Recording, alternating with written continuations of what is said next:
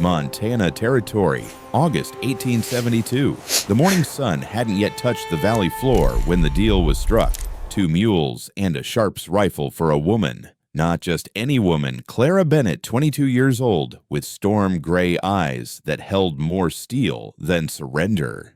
The transaction took place in the dust outside Fort Benton's trading post, where desperate men made desperate bargains. Jacob Marsh, her stepfather, stood with his thumbs hooked in his suspenders, counting the worth of his stepdaughter in livestock and gunpowder. The mules shifted nervously, sensing the wrongness of it all. The rifle gleamed dull in the pre-dawn light, its barrel cold as the man's heart who traded human flesh for it. Samuel Hayes watched from horseback, his weathered hands steady on the reins. He'd come to Fort Benton for supplies, salt flour ammunition for the coming winter. He hadn't come to witness the selling of a soul. Yet here he was watching Jacob Marsh hand over the lead ropes like he was trading tobacco or whiskey, not the young woman who stood barefoot in the dirt, her wrists bound with rough hemp rope. "That concludes our business," Jacob said, spitting tobacco juice into the dust. His voice carried the casual cruelty of a man who'd never questioned his right to own what wasn't his. "She's strong enough, can cook clean, knows her place, won't give you no trouble if you keep a firm hand." Clara's head snapped up at that, and for the first time Samuel saw her face clearly. A purple bruise shadowed her left cheekbone. Her lower lip was split but healing. Her dark hair, tangled and uneven, looked like it had been hacked with a dull knife in punishment for some unnamed defiance. But her eyes, those gray eyes, burned with a fury that made Samuel's breath catch. "I am no man's property," she said, her voice low but carrying like thunder across the valley. "Not his, not yours, not anyone's." Jacob's backhand came swift and hard, knocking Clara to her knees. Blood spotted the dirt where she landed. "You'll learn to hold your tongue, girl, or your new owner will teach you same as I did." That's when Samuel dismounted. His boots hit the ground with deliberate weight spurs, singing a warning song. He wasn't a large man, but years of working cattle and breaking horses had carved him lean and dangerous. When he walked, he moved with the controlled grace of a mountain cat, each step measured and certain. "The lady's right," Samuel said, his voice cutting through the morning air like a blade through silk. "She's no man's property." Jacob turned, his piggy eyes narrowing.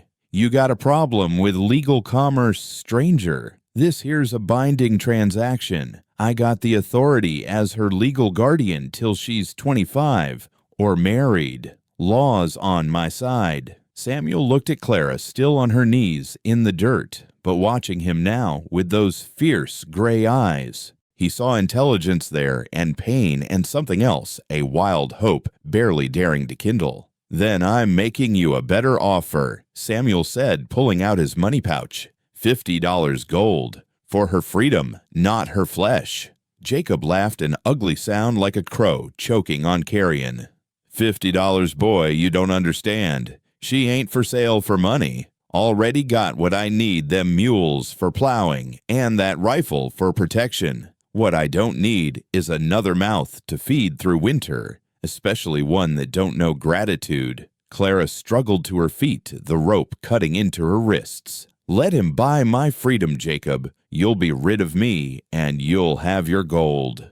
"Shut your mouth," Jacob roared, raising his hand again. But Samuel caught his wrist mid-swing, his grip iron hard from years of wrestling steers. "Touch her again, and I'll kill you where you stand." The words hung in the air like smoke from a distant fire. Jacob jerked his arm free, his face reddening. "You threatening me, cowboy?" "Stating a fact," Samuel replied. He looked at Claire again, something passing between them in that moment, an understanding that transcended words. "Ma'am, if you're willing, I'll take you from here, not as property, as a free woman. You can ride with me to my ranch, rest, recover, then go wherever you choose." Clara's eyes searched his face, looking for the lie, the trap of the hidden cruelty that must surely lurk beneath his offer. She'd learned young that kindness always came with a price. And if I choose to run the moment we're out of sight, she tested. Samuel nodded slowly. Then I'll wish you Godspeed and fair weather. Jacob sputtered, his face now purple with rage. You can't just take her. I got legal papers. Then show them to the marshal, Samuel said calmly. Fort Benton's got one last I heard. Until then, the lady comes with me, if she chooses. He extended his hand to Clara, not grabbing, not demanding, just offering. The morning sun finally crested the ridge, sending golden light across the valley. It caught the tears Clara refused to let fall, turning them to diamonds on her lashes. She took a step toward Samuel, then another. Jacob grabbed for her arm, but she twisted away with surprising agility. In one fluid motion, she was at Samuel's side, and he was cutting the ropes from her wrists with his knife. You'll regret this, Jacob bellowed. Both of you. I'll have the law on you. She's mine by rights. But Samuel was already lifting Clara onto his horse, swinging up behind her. She sat rigid at first, unused to gentleness, waiting for the trick, the moment when kindness would turn to cruelty. It didn't come. Samuel simply clicked his tongue, and the horse began walking away from Fort Benton, away from Jacob Marsh, away from a life that had tried to break her and failed. As they rode, Clara felt the sun warming her face, felt the steady heartbeat of the horse beneath her, felt Samuel's presence behind her, solid but not threatening, protective but not possessive. For the first time in 6 years since her mother died and left her to Jacob's mercies, she dared to imagine freedom might be more than just a word whispered in the dark. Behind them, Jacob's curses faded into the distance, swallowed by the vast Montana sky. Ahead lay Samuel's ranch, and beyond that, an uncertain future. But uncertainty, Clara thought, tasted sweeter than the certainty of captivity. The ride would be long. The road would be hard, but every mile they traveled was a mile further from the woman she'd been forced to be, and closer to the woman she might choose to become. The Hayes Ranch sat in a valley that God himself might have carved with gentle hands. 20 miles west of Fort Benton, nestled between rolling hills dotted with ponderosa pines and cottonwoods that followed the creek like old friends keeping each other company. The land stretched for 640 acres, not the largest spread in Montana territory, but enough for a man to build a life on, if he had the will and the strength to hold it. Samuel Hayes had both, though you wouldn't know it from his quiet manner. At 31, he carried himself with the careful deliberation of a man who'd learned young that the world could take everything from you in a heartbeat. His hands were calloused from 16 years of working cattle, his skin weathered to leather by wind and sun, but his eyes, deep brown like fresh-turned earth, held a gentleness that surprised those who expected all cowboys to be hard clear through. As they rode through the gateposts he'd carved himself from lodgepole pine, Samuel felt Clara tense against him. She'd been silent for most of the 5-hour ride, but he could feel her watching everything, memorizing the landmarks, noting the escape routes, cataloging the lay of the land like a general planning for retreat. He didn't blame her. Trust was a luxury she couldn't afford. That's the main house, he said, pointing to a modest 2-story structure built from logs and determination. Built it myself, mostly. My father helped with the foundation before the fever took him. That was 3 winters back. Clara's voice came soft, almost lost in the wind. You live here alone. Me and about 60 head of cattle, dozen horses, and a dog named Moses, who's probably sleeping in the barn right about now. He guided the horse toward the house, noting how Clara's hands gripped the saddle horn, white-knuckled. There's a room upstairs you can have. Lock on the inside of the door, if that brings you peace. She turned slightly to look at him, surprise flickering across her bruised face. A lock. My mother insisted on it when Father built the house. Said a woman needs a door she can bar against the world sometimes. Mother was a wise woman. Was. Pneumonia took her 2 years after Father. Hard winter. Doctor couldn't make it through the snow in time. He kept his voice steady, but Clara must have heard something beneath it because she relaxed slightly, recognizing a fellow carrier of grief. They dismounted near the porch, and Samuel was careful not to reach for Clara, letting her slide down on her own terms. She stood unsteadily, her bare feet red and swollen from who knew how many miles of walking before Jacob had traded her. Without thinking, Samuel swept her up in his arms, feeling her go rigid as a trapped rabbit. Just to the porch, he said quietly, "Your feet need tending."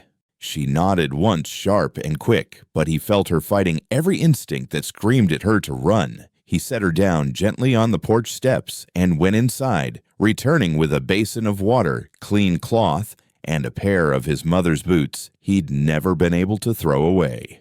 "These might fit," he said, setting them beside her. Mother had small feet, too. Clara stared at the boots like they were made of gold. "I can't take your mother's things." She would have wanted them used, not gathering dust. Samuel knelt and, moving slowly so she could pull away, if she chose, began cleaning the cuts on her feet. His touch was careful, clinical, the way he'd tend an injured calf. "How long were you walking?" 2 days, Clara admitted. "Jacob said we were going to town for supplies. I knew he was lying when he made me leave my shoes behind. Said they were too fine for where I was going." Samuel's jaw tightened, but his hands remained gentle. "These cuts are deep. They'll need watching for infection. I've had worse." The simple statement hung between them, heavy with unspoken history. Samuel finished cleaning her feet and stood. "You must be hungry. I've got stew from yesterday bread that's only a day old. Coffee, too, if you take it." "You don't have to." "Yes," he interrupted softly. "I do. Not because you're beholden to me, but because it's what decent folks do for each other." Clara studied his face, searching again for the trap. "Why did you intervene?" "You don't know me. I could be everything Jacob said. Difficult, ungrateful, troublesome." Samuel considered his words carefully. "My mother used to say you could judge a man by how he treated those who couldn't fight back. I watched Jacob hit you for speaking truth. Watched him sell you like cattle. That told me everything I needed to know about him." He paused. "And when you stood there in the dirt, declaring you were no man's property, despite everything that told me everything I needed to know about you." Something shifted in Clara's gray eyes like storm clouds breaking to show a glimpse of sky. "I don't even know your full name." "Samuel Hayes, Sam to friends. Mr. Hayes to the bank manager in town who keeps trying to buy my land." "And what should I call you?" "Whatever feels right to you." She was quiet for a moment. Then, "Samuel, then. It's a good name. Biblical. My mother would have approved." "Tell me about her," Samuel said, settling onto the porch step, a respectful distance away. "If you want." Clara pulled his mother's boots on slowly, as if the action required all her concentration. "Elizabeth Bennet. She was educated unusual for a woman out here. Came from Boston, originally followed my father west with dreams of adventure. She taught me to read, write cipher numbers. Said education was the only thing that couldn't be taken from a woman. Wise like my mother." "She was." Clara's voice grew distant. "Father died when I was 12. Mining accident. Mother tried to keep our small farm going, but it was hard. Too hard. When Jacob started courting her, he seemed like salvation. He was charming, then generous. Brought her flowers, helped with repairs. It wasn't until after they married that he showed his true nature." Samuel watched a hawk circling overhead, giving Clara the space of not being stared at while she spoke. "How old were you?" 14 when they married, 16 when mother died. She was sick for months, wasting disease, the doctor called it. I think she just gave up. Living with Jacob's temper, his rules, his punishments, it wore her down to nothing. And after she died, Clara's laugh was bitter as winter wind. "I became the burden he never wanted. Too old to adopt out, too young to marry off legally. So he kept me as unpaid labor, locked the food away, beat me when I showed any spirit. The bruises you see aren't from one incident. They're from 6 years of incidents." Samuel's hands curled into fists, but he kept his voice level. "You survived. Surviving isn't living." No, he agreed. But it's a start. Moses chose that moment to amble out of the barn, a huge shaggy mongrel with more heart than sense. He bounded toward them, then stopped short when he saw Clara, head tilting in curiosity. Moses. Samuel said, "Meet Miss Clara Bennett. Clara, this is Moses. He's a terrible guard dog, but excellent company." Moses approached Clara slowly, tail wagging tentatively. She extended her hand, and he sniffed it thoroughly before deciding she passed inspection. His tail wagging increased to dangerous speeds. "He likes you," Samuel observed. "That's rare. Usually takes him weeks to warm up to people." "Animals know who to trust," Clara said, scratching behind Moses's ears. "They can sense cruelty or kindness. Humans are the ones who complicate everything." Speaking of complications, Samuel stood. "Let me show you the house. You should know where everything is." He led her inside Moses, padding along behind them like an appointed guardian. The house was simple but clean. A main room with a stone fireplace kitchen area, with a good stove, sturdy table, and chairs Samuel had built himself. Upstairs, 2 bedrooms separated by a narrow hallway. "This was my parents' room," he said, opening the first door. "I keep it ready, though I don't know why. Habit, maybe. You're welcome to it." The room was sparse but comfortable. A bed with a quilt in the wedding ring pattern, a washstand with pitcher and bowl, a small wardrobe. The promised lock was there on the inside of the door, solid iron and recently oiled. "Where will you sleep?" Clara asked. "My room's across the hall, or I can bunk in the barn if you'd prefer." "No." The word came quick. "No, that's the hall is fine. It's your house." "It's our house now, for as long as you choose to stay." Clara turned to face him fully. Then this man who disrupted his entire life for a stranger. "Why are you doing this?" "The truth, please." Samuel was quiet for a long moment, looking out of the window at the land he'd worked alone for 3 years. "Maybe because I'm tired of eating supper with only Moses for company. Maybe because I know what it's like to be alone and afraid. Or maybe because when I saw you standing there in the dirt, refusing to be broken despite everything, I recognized something." "What?" "Strength I wish I had." Clara shook her head. "You faced down Jacob. That took strength. That took anger. There's a difference." He moved toward the door. "I'll let you rest. There's water in the pitcher, some of Mother's clothes in the wardrobe that might fit. Take what you need. Supper's at sunset, but no obligation. If you need to stay up here, I'll leave a plate outside the door." He was halfway out when Clara's voice stopped him. "Samuel." "Yes. Thank you for seeing me as a person. It's been a long time since anyone did." He nodded once and left, closing the door softly behind him. A moment later, he heard the lock click into place. It should have offended him, that sound. Instead, it made him smile. She was beginning to believe she had the right to decide who entered her space. It was a small freedom, but freedom nonetheless. Downstairs, Samuel stoked the fire and began preparing supper, Moses watching from his favorite spot by the hearth. Outside, the sun was beginning its descent toward the mountains, painting the sky in shades of rose and gold. It was beautiful, this land, beautiful and hard and unforgiving. But it was also a place where people could remake themselves, could leave behind who they'd been forced to be, and become who they chose. As he worked, Samuel heard footsteps above Clara moving around the room, perhaps trying on his mother's clothes, perhaps just pacing, testing the boundaries of her new cage, because that's what she'd see it as. First, he knew. Another cage, just with prettier bars. It would take time for her to realize the door she'd locked could be opened from her side whenever she chose. Time. They had time. Winter was coming, but it was still months away. Time enough for healing, maybe.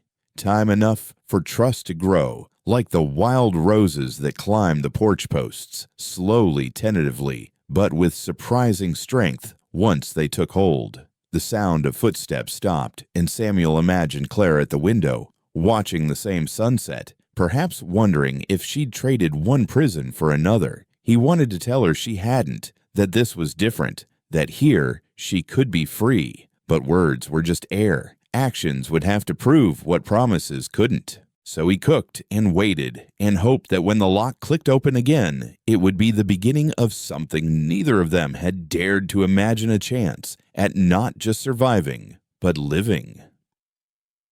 The nightmare came on her third night at the Hayes Ranch. Samuel heard it through the thin walls, not screaming, but something worse. Whimpers like a wounded animal trying not to draw the predator's attention. He lay in his narrow bed, staring at the ceiling, hands fisted in the quilts to keep himself from going to her door. She needed to know she was safe, that no one would enter her room uninvited, not even to offer comfort. By morning, Claire emerged pale and hollow-eyed, but she came down to breakfast. That was something. She'd been taking meals with him for 2 days now, each one a small victory of trust. Moses had taken to sleeping outside her door, and she'd stopped flinching when Samuel moved too quickly. "Bad dreams?" he asked, carefully sliding a plate of eggs and biscuit across the table. Clara's fingers traced the wood grain of the table, following the patterns like a map to somewhere else. "Memories. They're harder to lock out than people. Want to talk about it." She was quiet so long he thought she wouldn't answer. Then, voice barely above a whisper, "Do you know what it's like to be hungry? Not missing a meal hungry, but hollow-bellied dizzy when you stand, dreaming of bread hungry." Samuel's hand stilled on his coffee cup.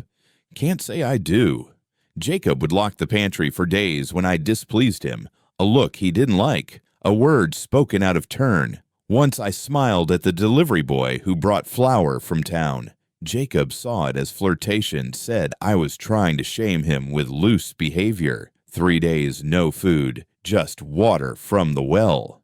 "Christ," Samuel breathed. The hunger was bad, but the randomness was worse. Never knowing what would trigger his rage. I learned to be small, quiet, invisible, but even that wasn't always enough. Sometimes he'd punish me for things my mother had done years before. Said I had her prideful spirit, needed it beaten out before I ended up like her. Samuel pushed the plate closer to her. "Eat, please. There's plenty more." Clara took a small bite, then another. "Your mother's clothes fit well. Thank you for that kindness." "It's not kindness. It's decency. In my experience, they're the same thing, and both rare." Moses padded in from outside, going straight to Clara and resting his huge head on her knee. She scratched behind his ears absently, and Samuel saw her shoulders relax slightly. "Tell me something about your mother," Clara said.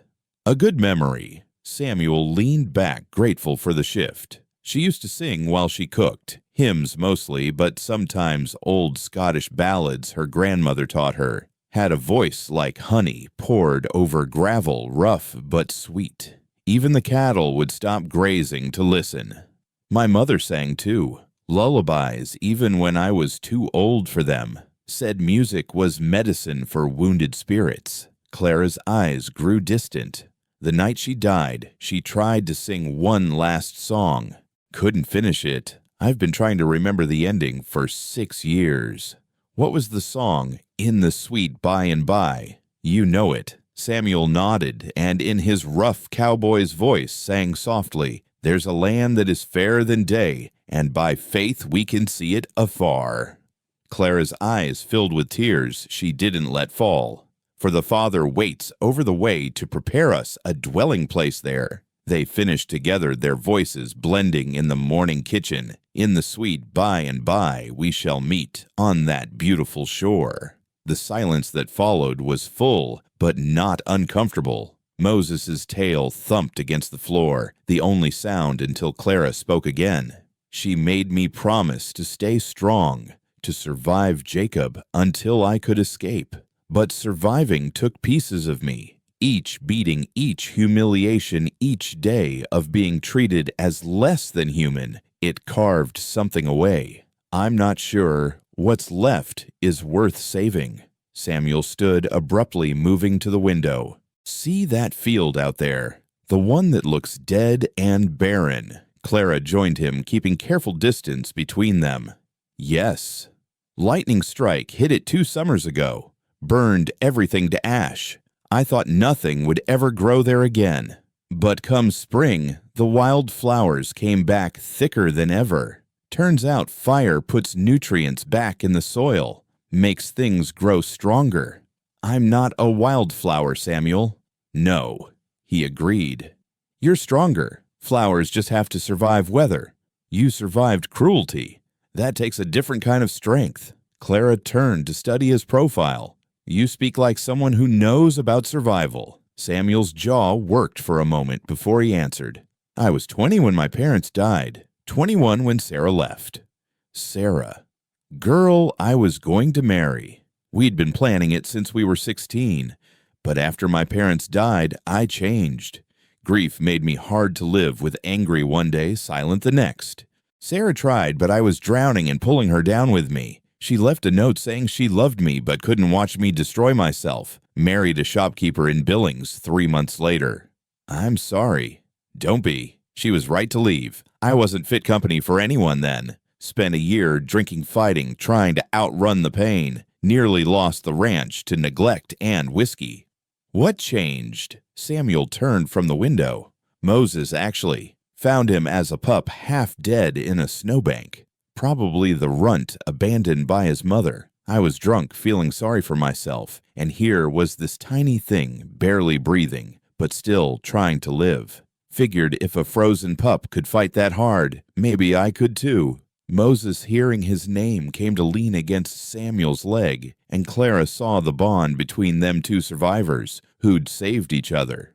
I stopped drinking that day. Samuel continued, started working the ranch again, but the damage was done. The town remembers the year I was the town drunk. Women cross the street when they see me coming. Mothers warn their daughters about the Hayes boy who went wild with grief. I built my life back, but reputation, that's harder to rebuild. Is that why you live alone, choice or circumstance? Both, maybe. Easier to be alone than to see fear in people's eyes. Or worse, pity. Clara moved closer, close enough that Samuel could smell the lavender soap she'd used. I don't fear you, and I certainly don't pity you. What do you feel then? She considered carefully. Recognition. We're both walking wounded Samuel Hayes, both trying to find our way back from darkness. And if we can't find our way back, then maybe we find a way forward, different path, same destination. Samuel looked at her, then really looked. The bruises were fading to yellow-green, and she'd gained a little weight in just 3 days of regular meals. But more than that, there was something kindling in her eyes, not quite hope, but the possibility of it. I need to tell you something, Clara said suddenly, about why Jacob really traded me. Samuel waited, sensing the weight of what was coming. 3 weeks ago, a man came through town, owned a brothel in Virginia City. He saw me at the general store, told Jacob he'd pay good money for me. Jacob was interested, started negotiating. I heard them through the wall that night. $50 up front, percentage of earnings after. Samuel's hands clenched into fists. I ran that night. First time I'd ever tried. Made it 10 miles before Jacob caught me. The beating was bad, but worse was what he said after. That I'd cost him money, so he'd take it out and trade. The mules and rifle weren't random. They were exactly what the brothel owner had offered. Jacob figured if he couldn't sell me one way, he'd trade me another. If I'd known that I'd have killed him where he stood. No, Clara said firmly. Then you'd hang for murder, and I'd be truly alone. What you did, offering freedom instead of ownership, that was worth more than revenge. She moved to the stove, pouring fresh coffee with steady hands. I'm telling you this, so you understand.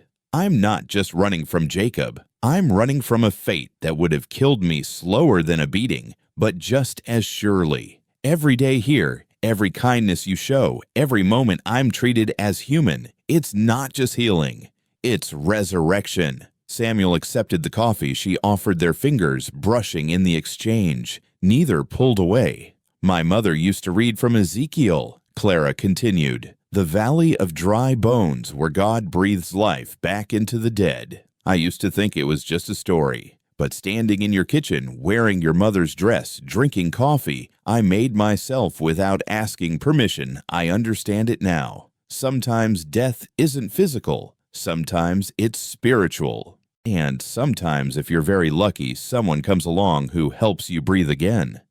Clara, I'm not saying you're God, she interrupted with the first genuine smile he'd seen from her. But you might be Moses leading me out of Egypt.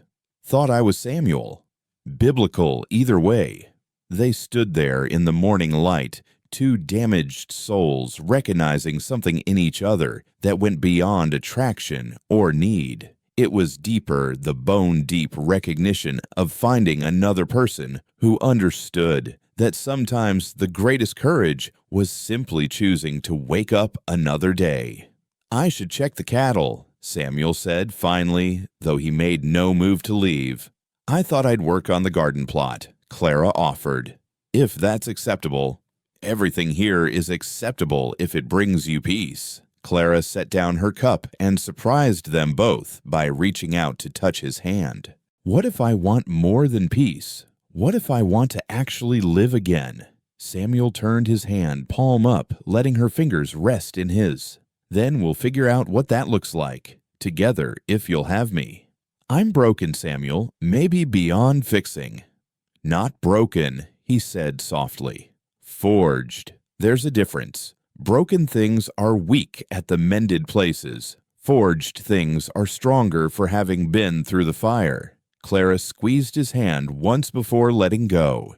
Then let's see what we can forge from the ashes. As she walked toward the door, Moses at her heels, Samuel called after her. Clara, that song your mother couldn't finish. She did finish it, just not with words. She finished it by making sure you survived to sing it yourself. Clara paused in the doorway, silhouetted by morning sun. In the sweet by and by, every day you choose to live is another note of that song. And someday, when you're ready, you'll sing the whole thing through. I'd like to be there when you do. She nodded, unable to speak, past the tightness in her throat, and stepped into the daylight. Samuel watched her go, this woman who'd arrived as property and was becoming something else entirely. Not his, never his, but perhaps, if they were both brave enough, someone who might choose to stay, not from necessity, but from want. The past would always be there. Jacob's cruelty. Sarah's leaving parents lost too soon. But maybe Samuel thought as he watched Clara kneel in the garden plot, hands deep in soil, maybe the past didn't have to define the future. Maybe two people who'd been broken could build something whole. Maybe redemption looked like a woman planting seeds in ground she was free to tend, and a man learning that saving someone else might be the first step to saving himself. The morning Clara had been at the ranch for 2 weeks, everything changed. Samuel was mending fence posts on the north pasture when he saw the dust cloud rising from the valley road. 3 riders moving fast. His hand went instinctively to the Winchester propped against the fence, but he didn't raise it. Not yet. Clara was in the garden, Lucy, her younger sister, beside her. They'd found Lucy a week ago, half-starved and hiding in the abandoned Erickson homestead after escaping from Jacob. The reunion had been tearful, beautiful, and complicated. Now both Bennett sisters were under his protection, though Samuel was increasingly aware that Clara had never needed protection so much as opportunity. "Riders coming," he called out, and Clara's head snapped up. The fear that flashed across her face made his chest tight. Lucy, just 16 and still jumping at shadows, moved closer to her sister. Samuel walked back toward the house, rifle casual in his arms but ready. Clara and Lucy met him on the porch, Clara holding the pistol he'd been teaching her to shoot. She'd taken to it with grim determination, practicing until her groupings were tighter than his own. The riders pulled up at the gate. Jacob Marsh, flanked by 2 men Samuel didn't recognize. Hired guns by the look of them, trail-worn and dangerous. Jacob's face was whiskey-flushed and triumphant. "Morning, Hayes," Jacob called out, not dismounting. Come to collect my property." "No property here but mine," Samuel replied evenly. "You're trespassing." Jacob pulled a paper from his coat, waving it like a flag. "Got a court order from Judge Hamilton in Fort Benton. Legal guardianship of both my daughters until they're 25 or married. That's the law." Samuel felt Clara stiffen beside him. "Those aren't your daughters, Marsh, and that paper isn't worth the match it'd take to burn it." "Judge says different." Jacob's smile was ugly. "Clara, Lucy, get your things. You're coming home. This is our home now." Clara said, her voice steady despite the tremor in her hands. "We're not going anywhere with you." One of the hired guns, a scarred man with dead eyes, spoke up. "Mr. Marsh paid us good money to bring you back, miss. Don't make this harder than it needs to be." Samuel stepped forward, putting himself between the sisters and the riders. "You boys sure you want to do this? Take women by force from their chosen home." "Chosen," Jacob laughed. "They're runaways. Ungrateful sluts who don't know their place." The word hadn't fully left Jacob's mouth when Clara's shot rang out. The bullet caught Jacob's hat, sending it spinning into the dirt. The hired guns went for their weapons, but Samuel's rifle was already trained on them. "Next one goes between your eyes, Jacob," Clara said, her voice cold as winter stone. "Call me that again, please." The scarred gunman actually smiled. "Girls got sand." "This ain't what we signed up for, Marsh," the other hired gun said. "You said they were willing. This looks like kidnapping to me." "I'm paying you to escort your daughters home," the scarred man interrupted. "But if the ladies say this is home, then our job's done." Jacob's face purpled. "You can't just, I paid you. Consider it a donation to our retirement fund." The scarred man tipped his hat to Clara. "Ma'am, sir, we'll be on our way." But as they turned their horses, Lucy suddenly spoke up, her young voice carrying surprising strength. "Wait, I want to say something." Everyone turned to look at the 16-year-old who'd barely spoken above a whisper since arriving. Lucy stepped forward, still behind Samuel, but visible. "You're not my father, Jacob. My father was a good man who died trying to provide for his family. You're just a parasite who fed on my mother's grief and loneliness." "You little—" "I'm not finished," Lucy continued, and her voice grew stronger. "You locked me in the root cellar for 2 days because I laughed at dinner. You sold my mother's wedding ring for drinking money. You tried to trade me to Homer Wallace for a new plow, and when I ran, you beat Clara for helping me." The hired guns exchanged glances, their expressions darkening. "That true, Marsh?" the scarred one asked. "They're lying, ungrateful bitches trying to—" This time it was Samuel's shot that rang out the bullet, kicking up dirt at Jacob's horse's feet. The animal reared, nearly throwing him. "Call them that again," Samuel said quietly, "and the next one doesn't miss." Jacob fought to control his horse, his face twisted with rage. "This isn't over. I'll be back with the sheriff with a posse if I have to." "Then I'll be waiting," Samuel replied. "But know this, Marsh. These women are under my protection now. And unlike you, I protect what's mine." "Yours?" Jacob sneered. "You can't just claim them." "Actually," Clara interrupted, stepping fully into view, "he can." She held up her left hand where Samuel's mother's wedding ring caught the morning light. Samuel's breath caught. When had she put that on? "We were married 3 days ago." Clara lied smoothly. "Pastor Williams from the Methodist Circuit performed the ceremony. Lucy was our witness. So you see, Jacob, your guardianship is void. I'm a married woman now, and Lucy is in the care of her sister and brother-in-law." Jacob's mouth opened and closed like a landed fish. You can't— I don't believe it." "Your belief isn't required," Clara said. "Only your absence." The scarred gunman laughed outright. "Well, I'll be damned. Congratulations, ma'am, sir. Marsh, looks like you rode all this way for nothing." "But the judge can't override a marriage," the other hired gun said. "Come on, Marsh. You lost. Let's go before someone decides to press charges for attempted kidnapping."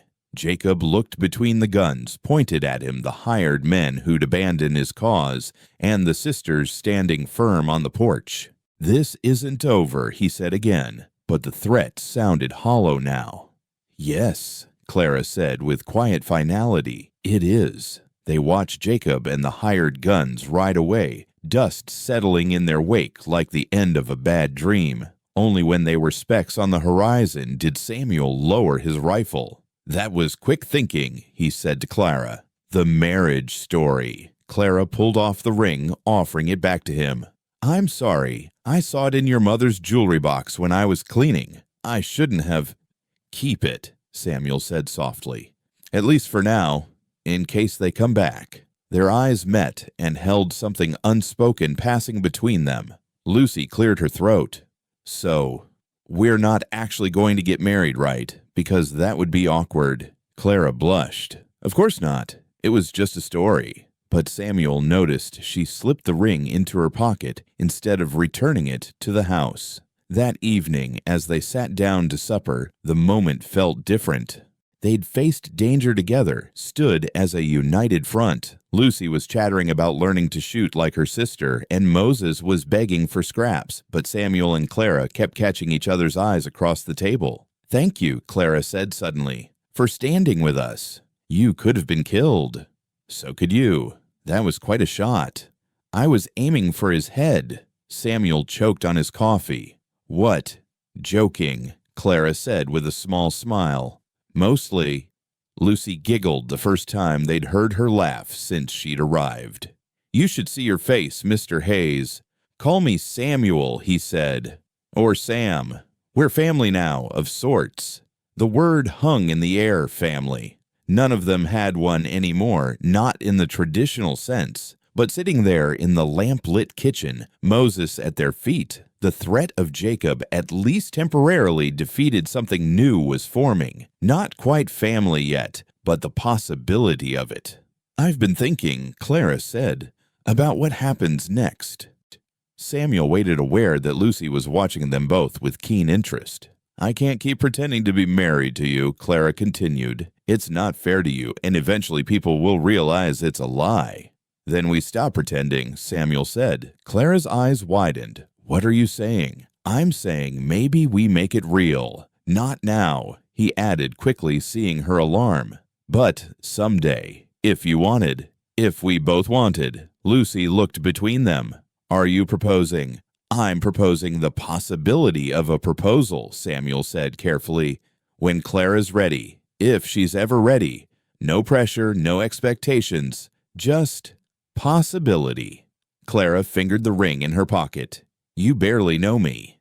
"I know you're brave. You stood up to Jacob when most would have cowered. I know you're kind. I see how you are with Lucy with Moses. I know you work hard. The garden's already producing more than it has in years. And I know you're healing, getting stronger every day." "That's not enough for marriage." "No," Samuel agreed. "But it's enough to start thinking about it. We've got time, Clara, all the time you need." Clara looked at Lucy, who nodded encouragingly. Then she looked back at Samuel, this man who'd offered her freedom and was now offering something else choice. "All right," she said softly. "We can think about it, but I have conditions." "Name them." "First, I want to learn everything about running this ranch. Not just the house and garden, but the cattle, the horses, the business side. I won't be a decorative wife who doesn't understand her own life." "Agreed. I could use the help anyway." "Second, Lucy stays with us as long as she wants. She's my family." "Of course. She's welcome here always." "Third," Clara took a breath. "If we do this, if we eventually marry, it's as equals. I won't obey or submit or any of those words they put in wedding vows. Partners or nothing." Samuel extended his hand across the table. "Partners." Clara shook at her grip firm. "Then we have an understanding." Lucy clapped her hands. "This is the strangest courtship I've ever seen." "Nothing about our situation is normal," Clara pointed out. "Normal's overrated anyway," Samuel said. "My parents had normal. They also had love, respect, and 30 years of happiness. That's what I'd want. However we get there." That night, as Clara lay in bed with the door still locked but feeling safer than she had in years, she pulled out the ring and held it up to the moonlight. It was simple, a gold band with a small sapphire, worn smooth by years of wear. Samuel's mother had worn it through good times and bad, through building a life on the frontier, through raising a son, through dying too young. Could Clara wear it too? Could she build that kind of life with Samuel Hayes, the quiet cowboy who'd saved her without trying to own her? A soft knock at her door interrupted her thoughts. Clara. Lucy's voice. "Can I come in?" Clara unlocked the door, and her sister slipped in nightgown ghostly in the darkness. "Can't sleep."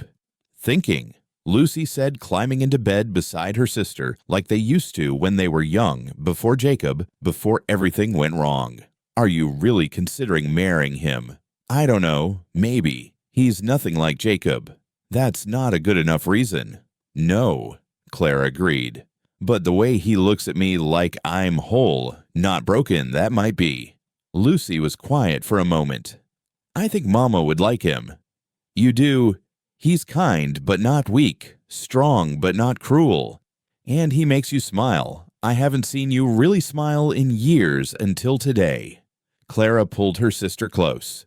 "Whatever I decide, we stay together, you and me." "And Moses," Lucy added, and they both laughed softly. "And Moses." Clara agreed. Outside, a wolf howled in the distance, but for once it didn't sound threatening. It sounded like freedom, like wildness, like possibility. Clara closed her eyes and let herself imagine not the wedding, not the vows, but the life after, working beside Samuel in the fields, teaching Lucy to read better, watching seasons change on land that partly belonged to her. Children maybe someday who would never know hunger as punishment or fear as currency. It was a good dream, and for the first time in 6 years, Clara thought it might actually be possible. The ring sat on the nightstand, catching moonlight like a promise. Not a promise made yet, but one that could be when she was ready. When they both were. Tomorrow, she would teach Lucy to shoot. Samuel would teach them both about cattle brands. They would work and eat and slowly, carefully build something that looked like family. And maybe eventually it would become one in truth. But tonight, with her sister safe beside her and Samuel keeping watch downstairs, Clara Bennett allowed herself to believe in the possibility of happiness. It was a strange kind of faith, believing in something that had hurt you before. But faith, her mother had said, was the substance of things hoped for the evidence of things not seen. Clara held on to that faith as she drifted toward sleep, the ring within reach, but not yet worn, the future unwritten, but no longer unimaginable. Astet. The decision came on a Tuesday morning 3 weeks after Jacob's visit. Clara was helping Samuel repair the chicken coop when Sheriff Thompson rode up with 2 deputies. The sight of the law made Lucy drop the egg basket shells and yolk, spreading across the dirt like spilled sunshine. Samuel Hayes. The sheriff dismounted slowly officially. "Miss Clara Bennett." "It's just Clara," she said, though the ring still sat in her pocket, a weight she'd grown accustomed to. "Ma'am, I'm here on official business. Jacob Marsh has filed a complaint. Says you two are living in sin, corrupting his younger daughter, and that you've fabricated a marriage to avoid his legal guardianship." Samuel stepped forward. "Sheriff." "Now I know Jacob Marsh." Thompson continued, raising a hand. "Known him for 10 years, and he's a mean drunk who'd sell his own mother for whiskey money. But the law's the law. If you're married, I need to see documentation. If not..." He looked genuinely sorry. "I'll have to take the girls back." Clara felt the world tilt. They'd been living in a careful balance, the lie about marriage protecting them while they built something real. Now that lie was crumbling. "We were married by Pastor Williams," Clara said. "The circuit preacher. Williams left for California 2 weeks ago," the sheriff said. "Family emergency. Won't be back for months. And funny thing, he didn't file any marriage certificates before he left." Lucy made a small sound of fear, and Clara reached for her hand. Samuel's jaw was tight, his hand hovering near his pistol. "Easy, son," Thompson said. "I'm not here for a fight. But I need to resolve this legal-like. Judge Hamilton's arriving tomorrow for the monthly court session. He'll hear the case. Until then." He looked between them. "The girls need to come with me." "No," Samuel said flatly. "Sam, please, don't make this harder. I've got no choice." "There's always a choice," Clara said quietly. She looked at Samuel, really looked at him.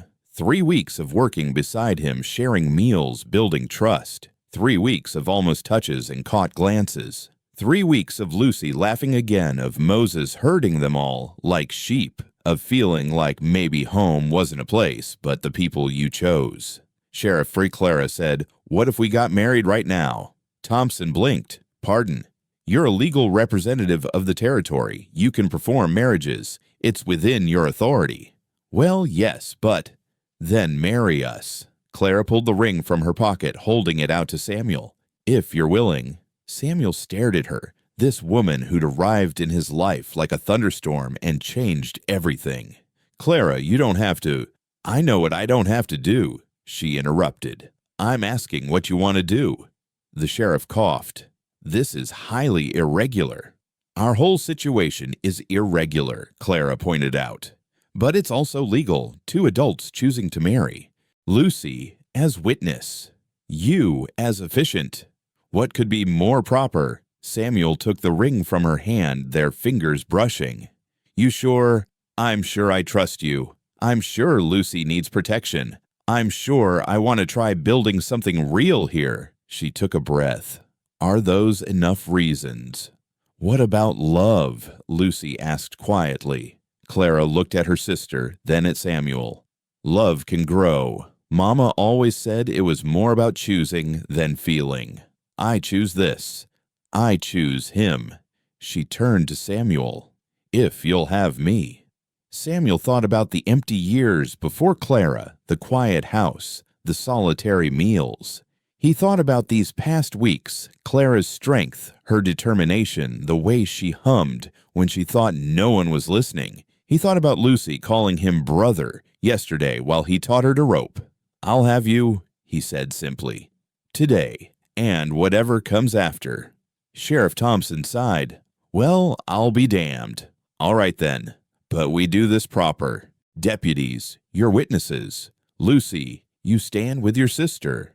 Mr. Hayes, you got a Bible." "In the house," Samuel said, but he didn't move, his eyes locked on Clara's. "I'll get it," Lucy said, running inside. While they waited, Clara stepped closer to Samuel. "I need you to know I may never be the wife you deserve. I'm still healing, still learning how to be touched without flinching, how to trust completely. This might be the longest courtship that comes after a wedding instead of before." "Clara," Samuel said softly, "I'm not asking for anything you're not ready to give. We'll be married in law, partners in work, friends in truth. Anything else that comes when it comes, if it comes. And if it never does, if I can't ever be a true wife to you." Samuel surprised her by smiling. "Then you'll be my truest friend who happens to wear my ring." "That's more than I had a month ago." Lucy returned with the Bible, breathless. "Found it." Sheriff Thompson cleared his throat. "Right then, let's do this before I remember all the regulations we're probably breaking." He opened the Bible at random, glanced at the page, and seemed to find whatever he was looking for in Ecclesiastes. "Dearly beloved, or at least presently assembled, we're gathered here to witness something that probably shouldn't work, but somehow does. Samuel Hayes, do you take Clara Bennett to be your lawfully wedded wife?" "I do." "Clara Bennett, do you take Samuel Hayes to be your lawfully wedded husband?" Clara felt the weight of the moment, not just choosing Samuel, but choosing to believe she deserved to be chosen. "I do." "The ring." Samuel slipped his mother's ring onto Clara's finger. It fit perfectly, as if it had been waiting for her. "By the power vested in me by Montana Territory, and with God as my witness, along with these deputies who better not mention how unorthodox this was, I pronounce you husband and wife." Thompson paused. "You may kiss the bride, though given the circumstances, a handshake would suffice." But Samuel stepped forward, moving slowly enough that Clara could pull away. She didn't. He cupped her face, gently thumbs brushing her cheekbones, and kissed her, not with passion or possession, but with promise. It was soft, brief, and when he pulled back, Clara's eyes were bright with unshed tears. "Well," Sheriff Thompson said, closing the Bible, "that's done then. I'll file the certificate today. Jacob Marsh can go hang himself for all I care, pardon my language, ladies." Sheriff, one of the deputies, spoke up. "Marsh ain't gonna accept this easy. Then he can take it up with Judge Hamilton tomorrow. But the law's clear. A married woman is under her husband's protection, not her stepfather's." Thompson mounted his horse. "Congratulations, Mr. and Mrs. Hayes. May you have better luck than most." As they rode away, the three of them stood in the yard processing what had just happened. "We're married," Clara said, staring at the ring. "We are." "I'm your sister-in-law now," Lucy exclaimed. "Is that weird?" "Everything about this is weird," Samuel admitted. "But weird doesn't mean wrong." That evening, after Lucy had gone to bed, Claire and Samuel sat on the porch, not touching, but close enough to feel each other's warmth. "I should move into your room," Clara said. "For appearances, in case anyone checks." "You don't have to." "I know. But Lucy needs to believe this is real. The town needs to believe it. Maybe." She paused. "Maybe we need to believe it too. It is real. The marriage is legal. That's paper real. I mean heart real." Samuel was quiet for a long moment. "My parents knew each other 3 months before they married. My father said he knew the first week, but he waited so Mother wouldn't think him crazy. They had 30 years of happiness. We've known each other 3 weeks, and yet here we are." Clara twisted the ring on her finger. "What do we do now? Now we do what we've been doing. Work the ranch, protect Lucy, build something together. The only difference is now the law can't tear it apart. And us. What are we to each other?" Samuel turned to look at her. "We're whatever we choose to be, Clara. Maybe that starts with partners and friends. Maybe it grows into more. Maybe it doesn't. But whatever it becomes, it's ours to decide. No expectations. Only one that we're honest with each other. Always." Clara nodded. "I can do that. Then we'll figure out the rest as we go." That night, Clara moved her things into Samuel's room. They pushed the bed against one wall and brought in a cot from the barn, setting it by the window. 2 people sharing a space, but not yet a bed. Married, but not yet truly wed together, but still finding their way to each other. "This is the strangest wedding night in history," Clara said, brushing out her hair. Samuel, already on the cot, smiled in the darkness. "Probably. But then we're not exactly traditional people." Samuel. "Yeah. Thank you for this, for everything." "Don't thank me yet. You haven't seen me during caving season. I'm insufferable." Clara laughed softly. "I'll take insufferable over cruel any day." "That's a low bar, Mrs. Hayes." "It's a start, Mr. Hayes." They lay in their separate beds, listening to each other breathe, to the wind in the cottonwoods, to Moses snoring outside the door. It wasn't a traditional wedding night, but it was theirs. And for 2 people who'd been broken by others' traditions, making their own felt like freedom. "Clara." Samuel's voice came soft in the darkness. "Yes. I'm glad you chose this. Chose us. Even if it was just to protect Lucy." Clara was quiet so long he thought she'd fallen asleep. Then, it wasn't just for Lucy. No. It was for me too. Because for the first time in my life, I got to choose my own fate. And I chose you. Samuel smiled in the darkness. "Well then, Mrs. Hayes, here's to choosing." To choosing, Clara agreed. And in the space between their beds, something invisible but real began to grow. Not yet love, perhaps, but the possibility of it. They were married now, bound by law, and beginning to be bound by something else. Trust, respect, the shared understanding that broken people could build something whole if they were brave enough to try. Tomorrow would bring Judge Hamilton and likely Jacob's rage. There would be challenges, setbacks, moments of doubt. But tonight, in a room with 2 beds and 2 people learning to be one family, there was peace. And for Claire and Samuel Hayes, peace was its own kind of wedding gift, the first of many they would give each other in the years to come.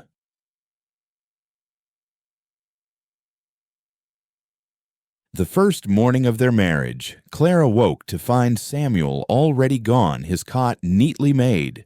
Through the window, she could see him in the corral with a young stallion, moving slow and patient, building trust with an animal that had known only roughness. She watched him for a moment, this man who was now her husband-in-law, if not yet in full truth, and felt something shift in her chest, not quite affection, yet but the seed of it. "You're staring," Lucy said from the doorway, grinning. "I'm observing," Clara corrected, but she felt heat rise in her cheeks. "He's been up since before dawn, made breakfast, but didn't want to wake you." Lucy's expression softened. "He's trying so hard to make this normal for us." "Nothing about this is normal." "No, but maybe that's good. Normal never worked out well for us before." They went down to find biscuits warming on the stove, fresh eggs, and coffee already made. A note in Samuel's careful hand read, "At the barn. Judge arrives at noon. Wear something that makes you feel strong. S." Clara fingered the note, touched by his understanding that she would need armor for what was coming. Judge Hamilton arrived exactly at noon, bringing Jacob Marsh 2 lawyers from Fort Benton and enough legal paperwork to choke a horse. They set up in Samuel's front room, turning it into an impromptu courtroom. Clara wore her best dress, actually Samuel's mother's best dress, a deep blue wool that made her gray eyes look like storm clouds. "This is highly irregular." Judge Hamilton began adjusting his spectacles. He was a thin man with the look of someone who'd rather be anywhere else. "Mr. Marsh claims this marriage is fraudulent, conducted under duress." "The only duress," Samuel said evenly, "was Mr. Marsh threatening to take these women against their will." "I have legal guardianship." Jacob interrupted, his face already flushed with drink, though it was barely past noon. "Had," Sheriff Thompson corrected. "The marriage is legal. I performed it myself." Judge looked at Clara. "Mrs. Hayes, is it, were you coerced into this marriage?" Clara stood spine straight. "Your Honor, I've been coerced my entire adult life. Coerced to cook clean, submit to beatings, go hungry as punishment. What I was not coerced to do was marry Samuel Hayes. That was the first free choice I've made in 6 years." "She's lying," Jacob sputtered. "She's always been willful, difficult." "Mr. Marsh," the judge interrupted, "I've reviewed your guardianship papers. They're questionable. Seems you claimed these girls as daughters, but there's no adoption record. Their father died when Miss Lucy was 10, their mother when she was 14. You were merely their mother's husband, not their legal guardian." The room went very still. "However," the judge continued, "that's a separate matter. The question before me is the validity of this marriage. Sheriff Thompson, you performed the ceremony." "I did. 3 witnesses present, all legal and proper." "And was it consummated?" Clara felt her face burn. Samuel stepped closer to her, not touching, but offering solidarity with his presence. "With respect, Your Honor," Samuel said, "that's between my wife and myself. It's a legal question, Mr. Hayes. An unconsummated marriage can be annulled." Clara lifted her chin. "Our marriage is complete in every way that matters to the law." It wasn't quite a lie. They'd shared a room, shared their lives, shared a commitment. What they hadn't shared yet seemed less important than what they had. The judge studied them for a long moment, then shuffled his papers. "Mr. Marsh, I find no grounds to invalidate this marriage. Furthermore, your guardianship claims are dismissed. Miss Lucy Bennett may choose where she resides." "I choose here," Lucy said immediately. "With my sister and brother-in-law," Jacob erupted. "This is robbery, they're my property." "Mr. Marsh," the judge's voice turned to iron, "no human being is property. I suggest you leave before I investigate how you treated these young women under your supposed care. Sheriff Thompson has shared some concerning reports." Jacob looked between them all, his face ugly with rage. "This isn't over." "Yes," Clara said quietly, "it is. You have no power here anymore, Jacob. Go home. Drink yourself into oblivion, but don't come back. We have a new life now, one that doesn't include you." Jacob took a step toward her, but Samuel moved between them. "You heard my wife. Time to leave." For a moment, violence hung in the air like smoke. Then Jacob spat on the floor and stormed out, the lawyers scrambling after him. The judge gathered his papers with obvious relief. "Mr. and Mrs. Hayes," he said at the door, "I hope your marriage brings you happiness. God knows there's little enough of it in this territory." When they were gone, Clara sank into a chair, shaking. Samuel knelt beside her, not touching, but close. "You did it," he said softly. "You faced him down." "We did it," she corrected. "Together." Lucy threw her arms around them both. "We're free, really truly free." That evening, they celebrated with a special dinner venison stew, fresh bread, and even a cake Lucy had secretly made. As they ate, conversation flowed easier than before. The legal threat lifted, allowing them to just be. "We should add on to the house," Samuel said suddenly. "Lucy needs a proper room, not just the storage area we cleared out." "That would be expensive," Clara pointed out. "I've got savings. Been putting money aside for years, never had much to spend it on." He looked at Lucy. "You deserve a real room with a window and everything." Lucy's eyes filled with tears. "You'd do that for me." "You're family now," Samuel said simply. "Family takes care of each other." Over the next weeks, they fell into a rhythm. Samuel taught both women about ranching, how to read the weather doctor, sick cattlemen tack. Clara taught Lucy advanced reading and arithmetic while keeping the household running. In the evenings, they'd sit together, Samuel whittling, Clara sewing, Lucy reading aloud from borrowed books. The new room took shape slowly. Samuel did most of the heavy work, but Clara and Lucy helped with everything they could. The first time Clara hammered a nail straight and true, Samuel's proud smile made her stomach flutter strangely. "I've never built anything before," she said, looking at the frame taking shape. "Sure you have," Samuel replied. "You've built a new life. That's harder than any room." They were working side by side, passing tools without needing to ask when Clara said, "Tell me about your parents. What was their marriage like?" Samuel paused in his sawing.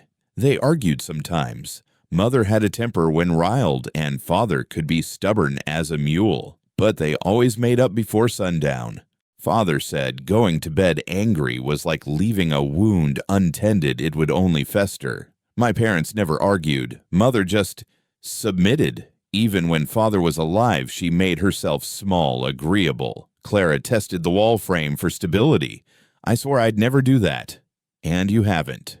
But I'm still afraid sometimes that I'm too damaged for a real marriage, that you'll get tired of waiting for me to be ready for more." Samuel set down his tools and faced her. "Clara, can I tell you something?" She nodded. "After Sarah left, I thought I was done with women, with love. Too much risk, too much pain. Then you showed up traded like property, but refusing to be broken. You were so fierce, so determined. Still are. That's not exactly wife material. It's better, it's partner material." He picked up a board, examining it for flaws. "I don't need a submissive wife, Clara. I need someone who'll stand beside me when storms come. Someone who'll tell me when I'm wrong. Someone who sees this land, this life, and wants to build it into something more. And the other parts of marriage." Samuel's ears reddened slightly. "Those parts would be nice someday, but only when you're ready. Only if you ever are." This, he gestured between them at the room they were building, the life they were creating. "This is already more than I hoped for." That night, a storm rolled in. Thunder shook the house and lightning painted the sky in harsh white flashes. Clara found herself pressed against the window, counting the seconds between flash and boom. "You afraid of storms?" Samuel asked from his cot. "No, I love them. They're honest. When a storm's angry, you know it. When it's past, it's past. No lingering resentment, no hidden violence waiting to explode." "Never thought of it that way." She turned from the window. "Samuel, would you hold me? Just hold me. Nothing more." He was quiet for a heartbeat, then rose from his cot. Clara lay down on the bed, and he lay beside her on top of the covers. Carefully, like she was made of spun glass, he put his arm around her. She tensed for a moment, then relaxed against him. "Is this okay?" he whispered. "Yes." They lay like that, Clara's back to his chest, his arm loose around her waist, listening to the storm. For Clara, it was the first time in years she'd been held without fear. For Samuel, it was the first time since Sarah that holding someone felt like coming home. "The room will be finished next week," Samuel said into the darkness. "Lucy will love it. And us. What will we be when we don't have a project to focus on?" Clara turned in his arms to face him, barely visible in the darkness. "We'll be what we've been becoming. Friends, partners, maybe eventually more. I can wait. I know. That's why I might not make you wait forever." She kissed his cheek soft and quick, then turned back around.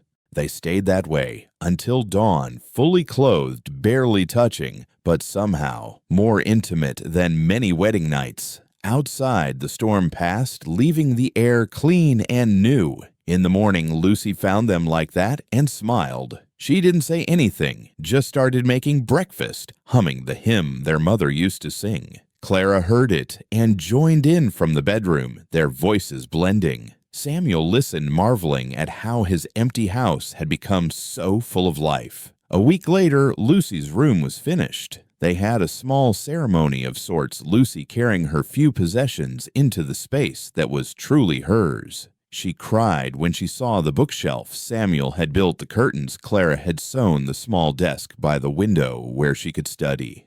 "It's perfect," she whispered. That night, with Lucy in her own room, Clara and Samuel lay in their bed together, still clothed, still careful, but closer. Clara's head rested on his shoulder. His fingers combed gently through her hair. "We're building something good here," she said. "We are. It might not look like other marriages. It looks like ours. That's enough." Clara rose up on one elbow, looking down at him in the moonlight. "Samuel Hayes, I think I might be starting to love you." He reached up, tucking a strand of hair behind her ear. "And I think I've been loving you since you shot Jacob's hat off his head." She laughed, really laughed, and the sound filled the room like sunshine. Then she kissed him, not quick this time, but slow and deliberate, a promise of more to come when she was ready. They were building something brick by brick, day by day. A home, a family, a marriage that might not have started traditionally, but was becoming something beautiful in its own unique way. And in the Montana territory, where harsh winds and hard winters tested everything, what they were building was strong enough to last.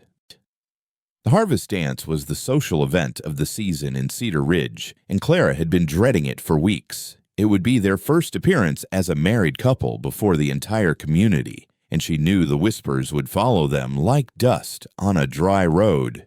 "We don't have to go," Samuel said for the third time that morning, watching Clara pace the kitchen like a caged cougar. "Yes, we do," Clara replied, checking the bread she was baking for the communal supper. "If we hide, they'll say we're ashamed. If we're ashamed, they'll think the marriage is false." "Let them think what they want." Lucy looked up from where she was pressing Clara's good dress. "He's right. Who cares what they think?" "I care," Clara said firmly. "This is our home now. These people are our neighbors. We'll need them, and they'll need us. That's how frontier life works." She turned to Samuel. "Your parents went to these dances, didn't they?" "Never missed one," he admitted. "Mother said community was like a garden, ignore it, and the weeds take over." The dance was held in the miller's barn, the largest structure in the valley. By the time the Hayes family arrived, and they were a family now, Clara thought fiercely the barn was already full of neighbors, the fiddle player warming up, children chasing each other through the crowd. The moment they entered, conversations stuttered to a stop. Clara felt every eye on her measuring, judging. She lifted her chin and walked forward, Samuel's hand steady at her back, Lucy close beside them. Well, well. Mrs. Patterson, the town's unofficial matriarch and most accomplished gossip, approached them with a smile sharp as broken glass. The new Mrs. Hayes, we'd heard Samuel finally took a wife. So sudden. Sometimes the best things in life are sudden, Mrs. Patterson, Clara replied evenly. Like storms that bring rain after a drought. Indeed. And you came from where exactly? From circumstances that led me here, Clara said. Where I came from matters less than where I am now. Before Mrs. Patterson could respond, another voice cut in. Clara Bennett. Clara turned to find a woman she hadn't seen in years, Martha Coleman, who'd lived near them before Jacob had isolated them from everyone. Martha, Clara's voice caught. I thought you'd moved away. We did, but we're back now. My husband bought the Erickson place. Martha's eyes were warm with genuine pleasure. I heard about your mother. I'm so sorry. She was a good woman. She was. Clara agreed, her throat tight. Martha looked at Samuel, then back at Clara. And you're married now, good. You deserve happiness after. She trailed off, but her meaning was clear. She knew about Jacob. Others probably did too. This is my husband, Samuel Hayes, Clara said, and felt Samuel's hand tighten slightly on her waist at the pride in her voice. And my sister, Lucy. Hayes, Martha's husband Tom, joined them. You're the one who stood up to Pete Morrison when he was beating his horses half to death. Made him sell them to you for fair price. Samuel shifted uncomfortably. Couldn't stand to see animals treated that way. Man who'll stand up for horses will stand up for his family, Tom said approvingly. Good to have you as a neighbor. The ice began to break. Other families approached, some curious, some friendly, some still suspicious. Clara met them all with grace she didn't know she possessed, while Samuel's quiet strength beside her made her feel anchored. Then the music started properly, and couples began to dance. Samuel turned to Clara. Would you dance with me, Mrs. Hayes? I don't really know how, she admitted quietly. Jacob never allowed. Then we'll learn together, he said, offering his hand. I'm not much of a dancer either. They moved onto the floor, Samuel's hand warm on her waist, hers trembling slightly in his. The first steps were awkward, but then Samuel whispered, just look at me. Forget everyone else. She met his eyes, and the barn faded away. There was just music and movement, and Samuel's steady presence guiding her through the steps. By the second song, she was actually enjoying herself. By the third, she was laughing as Samuel spun her. You two look good together, a gravelly voice said. They stopped to find Ben Morrison, the town's blacksmith and unofficial patriarch, watching them with approval. His wife, Anne, stood beside him smiling. Thank you, Mr. Morrison, Clara said, slightly breathless. Ben, please. We're neighbors now. He looked at Samuel. Your father would be proud. You've brought life back to that ranch. Clara and Lucy have done that, Samuel said. I just provided the land. Anne Morrison studied Clara with kind eyes. You've had a hard road, haven't you, dear? Clara stiffened, but Anne continued gently. We all have our troubles out here. What matters is how we rise above them. You need anything, recipes help with preserving someone to talk to you, come see me. That's very kind. It's what neighbors do, Anne said simply. And there's something else. We've started a ladies' quilting circle every Tuesday at my house. We could use another pair of hands. It was an invitation into the community's inner circle. Clara blinked back sudden tears. I'd be honored.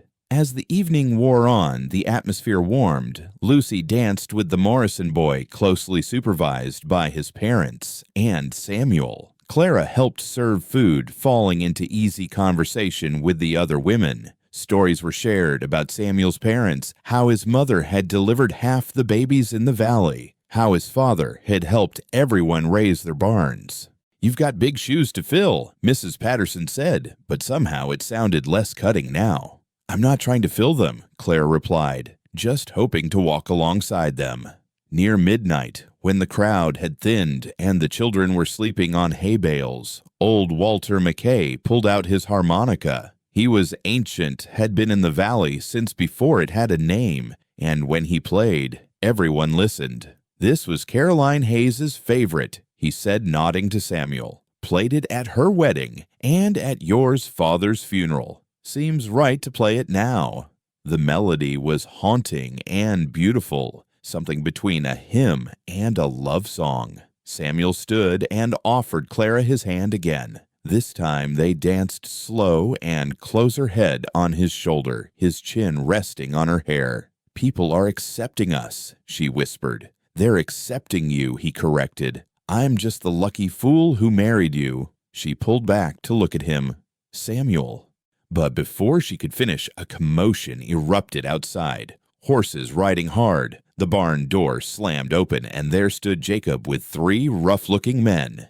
"There she is," Jacob slurred, pointing at Clara. "My property stole her from me." The music stopped. Every man in the barn stood moving subtly to put themselves between Jacob's group and the women and children. Ben Morrison stepped forward. "Marsh, you're drunk, and you're interrupting a community gathering. Leave." "Not without what's mine. Nothing here is yours," Samuel said, his voice deadly calm. He'd moved Claire and Lucy behind him. "You need to leave. Now." "Or what?" one of Jacob's companions sneered. "You'll take on all 4 of us." "No," Tom Coleman said, stepping up beside Samuel. "He'll take on all of us." One by one, the men of Cedar Ridge formed a wall. Even young Timothy Morrison, barely 16, stood with them. "This is our community," Ben Morrison said. "Clara and Lucy Hayes are part of it now. You threaten them. You threaten all of us." Jacob's eyes darted around, taking in the unified front. "This is illegal. She's a married woman in good standing." Judge Hamilton's voice came from the back. No one had noticed him at the dance, but there he stood in his traveling clothes. "I was passing through, thought I'd stop by. Good thing, too. Mr. Marsh, if you don't leave immediately, I'll have you arrested for drunk and disorderly conduct, disturbing the peace, and attempted kidnapping." "You can't." "I can, and I will. Sheriff Thompson, arrest this man if he's not gone in 30 seconds. Sheriff Thompson, who'd been dancing with his wife, had his gun drawn. "Be happy to judge." Jacob looked around wildly, realizing he was outnumbered, outmaneuvered, and out of options. His hired men were already backing toward the door, wanting no part of this. "This isn't over," he shouted at Clara.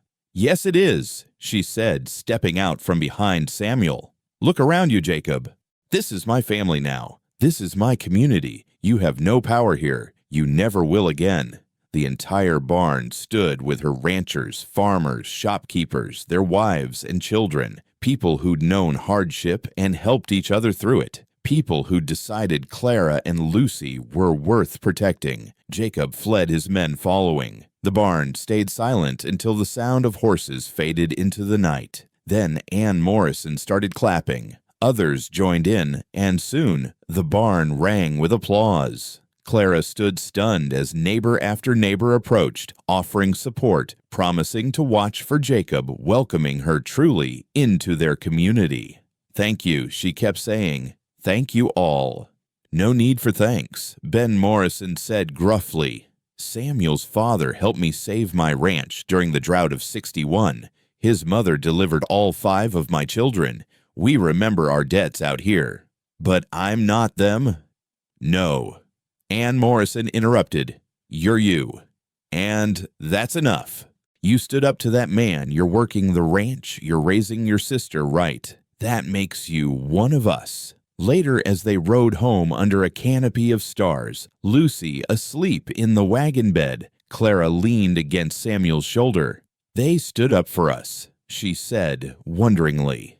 "They stood up for what's right. It was more than that. They claimed us as their own. Samuel was quiet for a moment. My mother used to say that family wasn't just blood. It was the people who showed up when you needed them. Tonight, the whole valley showed up. For you, because they loved your parents. For us, he corrected, because they see what I see a woman worth standing for. Clara was quiet for a long moment. Then, Samuel, I want to try. Try what being truly married, not just in name or law, but fully. He pulled the horses to a stop, turning to look at her in the moonlight. Clara, there's no rush. I know. But tonight, seeing how you protected us, how the community embraced us, I realized I've been letting Jacob still control me, still making me afraid. She took his face in her hands. I don't want to be afraid anymore. I want to be your wife completely. You're sure? I'm sure I want to try. With you. Tonight. Samuel kissed her, then deep and tender, full of promise. When they pulled apart, both were breathing hard. Let's get home, he said roughly. They drove the rest of the way. In charged silence, Clara's hand on Samuel's thigh, his arm around her shoulders. Lucy stirred when they arrived, but just mumbled something and headed to her room. In their bedroom, Clara stood by the window, suddenly nervous. Samuel came up behind her, not touching, just present. We don't have to do anything you're not ready for, he said softly. She turned to face him. I know. That's why I'm ready. What followed was gentle and patient, Samuel letting Clara set the pace, stopping whenever she tensed, starting again when she relaxed. It wasn't perfect. Clara had too many bad memories, too many associations to overcome in one night, but it was theirs, consensual and caring. And when Clara finally fell asleep in Samuel's arms, skin to skin for the first time, she felt something she hadn't felt in years. Whole. The next morning, she woke to find Samuel watching her, his fingers tracing lazy patterns on her bare shoulder. Good morning, wife, he said softly. Good morning, husband, she replied, and the words felt different now. Fuller. True. Any regrets? No. She pressed closer to him. It wasn't. I didn't. I'm sorry if it wasn't good for you. Clara. He tipped her chin up. You trusted me with your body after everything you've been through. That's not just good. That's extraordinary. It might take time before I can really enjoy that. Then we'll take time. We have our whole lives. A knock at the door interrupted them. Are you two going to sleep all day? Lucy called. The Morrisons are here. They dressed quickly and found Ben and Ann Morrison in their kitchen, Lucy serving them coffee. Sorry to intrude, Ben said, but we wanted to make sure you were all right after last night. And to bring this, Anne added, setting a cloth-wrapped bundle on the table. Inside was a beautiful quilt, the pattern intricate and colorful. It's from the quilting circle. We've been working on it for months, waiting for the right couple. Welcome to the community officially. Clara traced the patterns with trembling fingers. Each square was different, clearly made by different hands, but they all came together into something beautiful. It's the friendship quilt pattern, Anne explained. Each woman makes a square. When sewn together, they become stronger than any single piece. Like the community, Clara said softly. Exactly like that. After the Morrisons left, promising to return for Sunday dinner, Clara hung the quilt in their bedroom. It looked perfect there, a tangible reminder that they weren't alone anymore. We have a real life here, she said to Samuel. Friends, community, family. We do. She turned to him, and he saw something new in her eyes. Not just survival anymore, not just healing, but happiness. Real, deep happiness. I love you, she said simply. Not because you saved me, not because you're kind, but because you see me as whole, even when I'm still putting pieces back together. You are whole, he said. You always were. Jacob tried to break you, but your core, your spirit that stayed intact. It was hiding, she corrected.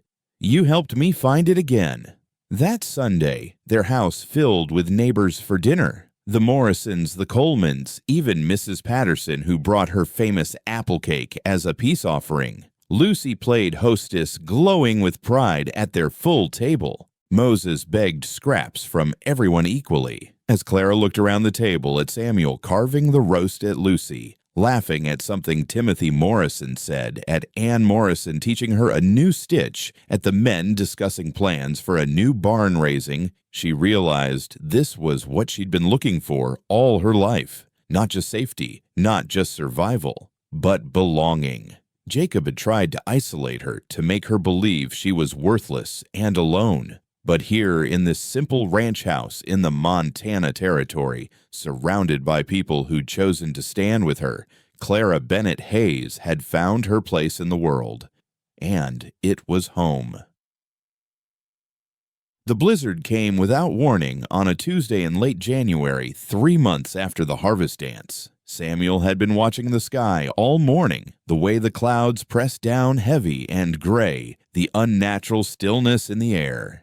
The cattle were restless, bunching together, and Moses wouldn't leave the porch, whining at the door. "Storm coming," Samuel said at breakfast, his jaw tight with worry. "Big one." Clara looked up from where she was teaching Lucy mathematics. "How can you tell? My bones ache the way they did before the blizzard of '68. That one killed half the county's livestock." He stood already reaching for his coat. "I need to get the cattle into the near pasture closer to shelter." "I'll help," Clara said immediately. "So will I," Lucy added. "No." Samuel's voice was sharp with fear. "These storms can turn deadly in minutes. You both stay here, keep the fire going. I'll—" A gunshot cracked through the morning air. Then another. Samuel grabbed his rifle, but Clara was already at the window with the field glasses. "Riders," she said. "4 of them. They're shooting at something." "Oh, God." "Samuel, they're driving off our cattle." Through the glasses, she could see them, clearly hired rustlers, their faces covered with bandanas, but the lead rider's build was unmistakable. Jacob. Even after months of silence, he'd return for his revenge. "They're scattering the herd," Clara said, her voice tight with controlled panic. "Driving them toward the canyon." Samuel's face went white. "In this weather, scattered cattle are dead cattle. They'll freeze before we can find them all." "That's the point," Clara said grimly. "He can't have me, so he'll destroy what we've built." Samuel was already loading ammunition, his movements sharp and efficient. "I'm going after them." "You can't fight 4 men alone. I can't let them destroy our livelihood either." He turned to her, and Clara saw something she'd never seen in his eyes before: rage. "You and Lucy bar the doors. If they come here—" "They won't," Clara said, already reaching for her own rifle. "Because I'm coming with you." "Clara, no." "Lucy," Clara interrupted, turning to her sister. "You remember what I taught you about the rifle?" Lucy nodded, her young face pale but determined. "Point, breathe, squeeze. Don't jerk the trigger." "Good. Bar the door behind us. Anyone tries to get in who isn't us, you shoot through the window. Don't hesitate." "Clara." Samuel grabbed her arm. "You can't—" "I can and I will." She shrugged off his grip, already pulling on her coat.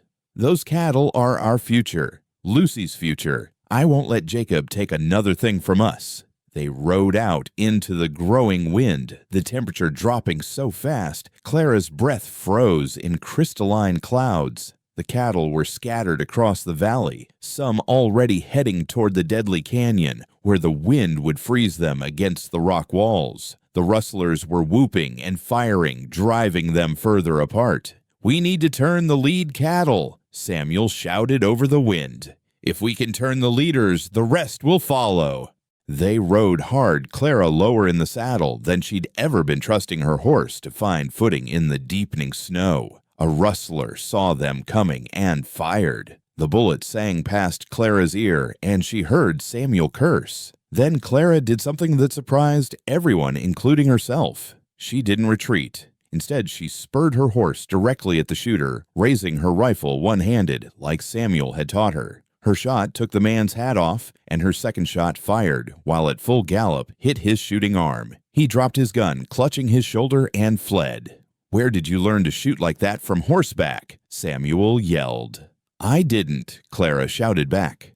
"I'm making it up." Despite everything, Samuel laughed wild and fierce. They worked as a team, Samuel heading off the cattle while Clara kept the rustlers at bay. Her accurate fire had them ducking, buying time. But the storm was worsening. Snow came sideways, now thick and blinding.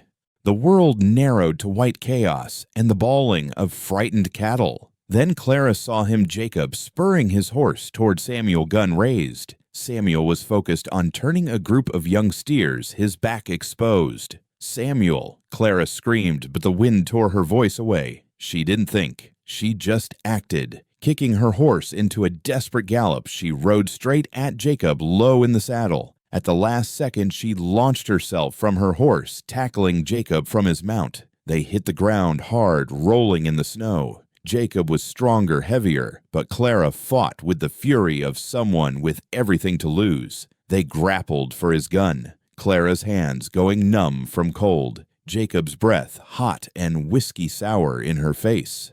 "You ruined everything," he snarled, trying to pin her. "I survived you." She snarled back, bringing her knee up hard. Jacob howled, loosening his grip, and Clara grabbed the gun, but her frozen fingers couldn't work the trigger. Jacob lunged for her, and they fought again, rolling closer to the canyon edge, invisible in the whiteout conditions. Then strong hands pulled Jacob off her. Samuel, his face terrible with rage, lifted Jacob by his coat and hit him once, twice, 3 times. Jacob went down and didn't get up. "Clara!" Samuel pulled her against him. "Are you hurt?" "I'm fine," she gasped, though she was shaking. "The cattle. Tom Coleman and his boys are here. They saw the riders from their place came to help. They're gathering the herd." He cupped her face, his hands warm against her frozen cheeks. "You saved my life." Partners, remember, the storm hit full force, then the world disappearing into white fury. Samuel pulled Clara onto his horse, leaving Jacob's unconscious form in the snow. The other rustlers had fled when the Colemans arrived. They rode blind, trusting Samuel's knowledge of his land to guide them home. They barely made it. The house materialized from the white like a miracle, Lucy's terrified face at the window. She threw open the door, and they stumbled inside, ice-covered and gasping. "The cattle?" Lucy asked. "Colemans are getting them to shelter," Samuel said through chattering teeth. "Most of them, anyway." Clara couldn't stop shaking. Lucy brought blankets, built up the fire, made hot coffee with shaking hands. Outside, the blizzard screamed like a living thing, battering the walls, seeking entry through every crack. "Jacob?" Lucy asked quietly. "Gone," Samuel said flatly. "One way or another." They didn't speak of it again. The storm raged for 3 days. 3 days of white darkness of wind that sounded like freight trains of cold that crept through walls and settled in bones. They burned furniture to keep warm when the wood ran low. First chairs, then the table Lucy had just finished sanding. "We can build new ones," she said firmly, feeding table legs to the fire. On the second night, the roof beam cracked with a sound like a gunshot. Snow began pouring through. "We need to brace it," Samuel shouted over the wind. They worked together in the freezing darkness, Claire and Lucy holding the beam, while Samuel reinforced it with everything he could find. Clara's hands went numb, then burned with cold, but she held on. "Don't let go," Samuel commanded, hammering desperately. "Wasn't planning on it," Clara shot back. And despite everything, Lucy laughed high and slightly hysterical, but real. They saved the roof, but barely. On the third night, with their food running low and the temperature dropping below what the thermometer could measure, they huddled together in the main room. They'd brought the mattresses down, making a nest by the fire. Moses pressed against them, adding his warmth. "Tell us a story," Lucy said through chattering teeth. "Like Mama used to." Clara pulled her sister closer. "What kind of story?" "A warm one."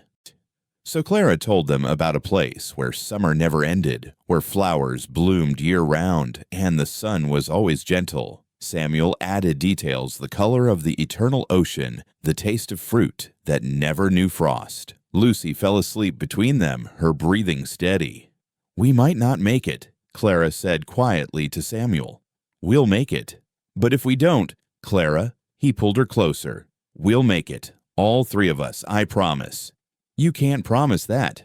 "Watch me." His voice was fierce. "I've lost too much to storms, parents, friends, cattle. I'm not losing you. Either of you." The fourth morning dawned clear and still. The temperature gauge read 40 below zero, but the wind had died. Samuel forced the door open against the snowdrift, and they looked out at a world transformed. Everything was white sculptured into fantastic shapes. The barn was half buried. Icicles hung like dragon teeth from the roof. "The cattle," Clara breathed. They dug their way to the barn, taking turns breaking through the chest-high snow. Inside, they found a miracle 20 head pressed together for warmth but alive. The Colemans had managed to save them before the worst hit. "It's not the whole herd," Samuel said, "but it's enough. We can rebuild from this." Over the next days, as the community dug out, the full scope of the storm's damage became clear. The Hendersons had lost their barn. The Millers had lost most of their sheep. 3 families had run out of food and fuel, surviving only because neighbors risked everything to reach them. And Jacob Marsh had vanished. His body was found a month later when the snow melted frozen in a gully 2 miles from where Samuel had left him. He'd tried to walk to shelter and gotten lost in the whiteout. No one asked questions. The frontier had its own justice. But there were miracles too. Every family in the valley had survived. The Colemans had saved not just Samuel's cattle, but 2 other herds. The community came together, sharing what they had, rebuilding what was lost. A week after the storm, Ben Morrison organized a gathering at his place, the only barn still fully standing. Everyone brought what food they could spare, creating a feast from scarcity. "We survived," Ben said, raising a glass of his precious whiskey.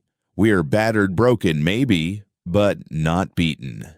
"To neighbors," Tom Coleman added. "To family," Ann Morrison said, looking at Clara. That night, as they rode home under stars so bright they hurt to look at Lucy asleep in the wagon bed again, Clara said to Samuel, "We almost lost everything, but we didn't.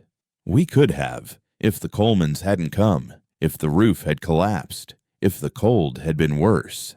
Samuel stopped the wagon, turning to face her. "Clara, we could spend our whole lives afraid of what if, or we could be grateful for what is. And what is, we're alive. We're together. We have enough cattle to start over. Lucy's safe. The community stood by us." He took her hand, pulling off her mitten to kiss her palm. "And I'm married to the bravest woman in Montana territory." "I'm not brave," Clara protested. "I was terrified the entire time." "Brave isn't about not being afraid. It's about acting despite the fear. You rode into a blizzard to save our cattle. You fought Jacob hand to hand. You held that roof beam for an hour with frozen hands. We all did what needed doing." "Yes," Samuel agreed. "That's what family does." Spring came late that year, but when it finally arrived, it came with a vengeance. The snow melt flooded the valley, but it also brought the richest grass anyone had seen in years. The surviving cattle grew fat and healthy. The garden Clara and Lucy planted produced abundantly. By summer, their herd had grown again, new calves, plus some cattle bought from a family moving back east. The house had been reinforced, made stronger for having been tested. A new room had been added, a nursery, though Clara hadn't told Samuel yet why they'd need it soon. One evening, as they sat on the porch watching the sunset paint the mountains gold, Lucy playing with Moses in the yard, Clara said, "The storm changed us." "Everything changes us," Samuel replied. "The question is whether we let it make us harder or stronger. What's the difference? Hard breaks, strong bends, but doesn't break." Clara leaned against his shoulder. "Then we're strong. The strongest." She took his hand, placed it on her still flat belly. "Strong enough for one more," Samuel's breath caught. "Clara, are you—" "About 3 months along. I wanted to be sure before I told you." He pulled her into his arms, kissing her deeply. "A baby. Our baby. Born from blizzards and battles," Clara said with a smile. "He or she will be tough. Like their mother. Like both their parents." Lucy, who'd been pretending not to eavesdrop, let out a whoop. "I'm going to be an aunt." That night, as they lay together, Samuel's hand protective over Clara's belly, she said, "I never thought I'd have this. A real family. A future to look forward to instead of fear. You've always had the strength for it. You just needed the chance. I needed you. We needed each other." Outside, a wolf howled, not threatening this time, but wild and free. Clara smiled in the darkness. She'd been that wolf once, fierce and alone, fighting just to survive. Now she was part of a pack, part of something larger than herself. The storm had tested them, nearly broken them, but they'd survived. More than survived, they'd proven that together they could face anything. Jacob was gone, his shadow finally lifted. The community had claimed them completely, and new life grew within her, proof that from the harshest winter came the promise of spring. They'd won. Not just the battle against the blizzard or against Jacob, but the war for their own souls. They'd chosen love over fear, community over isolation, hope over despair. And in the Montana territory, where the land was hard and the weather harder, that was the greatest victory of all. Spring arrived with a violence that matched the winter's fury. The snow melted too fast, sending torrents of water rushing down from the mountains. Creek beds that had been dry for years overflowed. The valley flooded, and with the flood came discovery. It was Tom Coleman who found it washed out from beneath an old cottonwood on what had been Jacob's abandoned property. A metal box, rusted but intact, and inside documents that changed everything. "Samuel, Clara," Tom said, standing on their porch with mud still on his boots. "You need to see this." They gathered around the kitchen table. Clara, Samuel, Lucy, and Tom.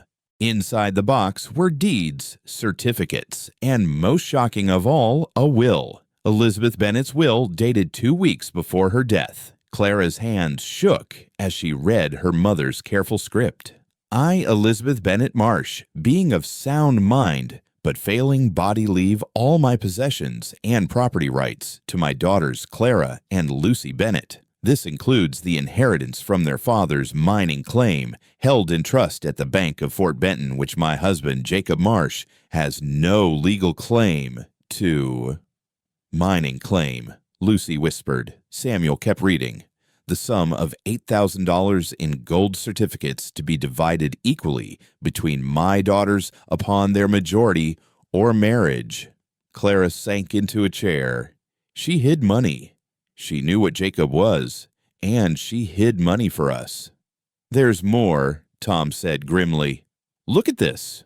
Another document, a report from a Pinkerton detective Elizabeth had hired. It detailed Jacob's past 2 previous wives, both dead under suspicious circumstances, property stolen, a warrant for his arrest in Kansas under another name. "Your mother was trying to protect you," Tom said. "She was gathering evidence to leave him. But she got sick first," Clara said, tears flowing freely now. "She died thinking she'd failed us." "She didn't fail," Samuel said firmly. "She gave you the tools to save yourselves. You just had to survive long enough to find them." The next morning, they rode to Fort Benton. Clara, Samuel, Lucy, and Sheriff Thompson. The bank manager, Mr. Whitman, was skeptical at first, but the documents were clear, the signatures authenticated. The money was there, gathering interest for 7 years. $12,000 with accrued interest, Mr. Whitman said, adjusting his spectacles. "Shall I prepare a withdrawal?" Clara looked at Samuel, then Lucy. "We need to talk first." They sat in the hotel dining room, the weight of sudden wealth heavy between them. "It's your money," Samuel said immediately.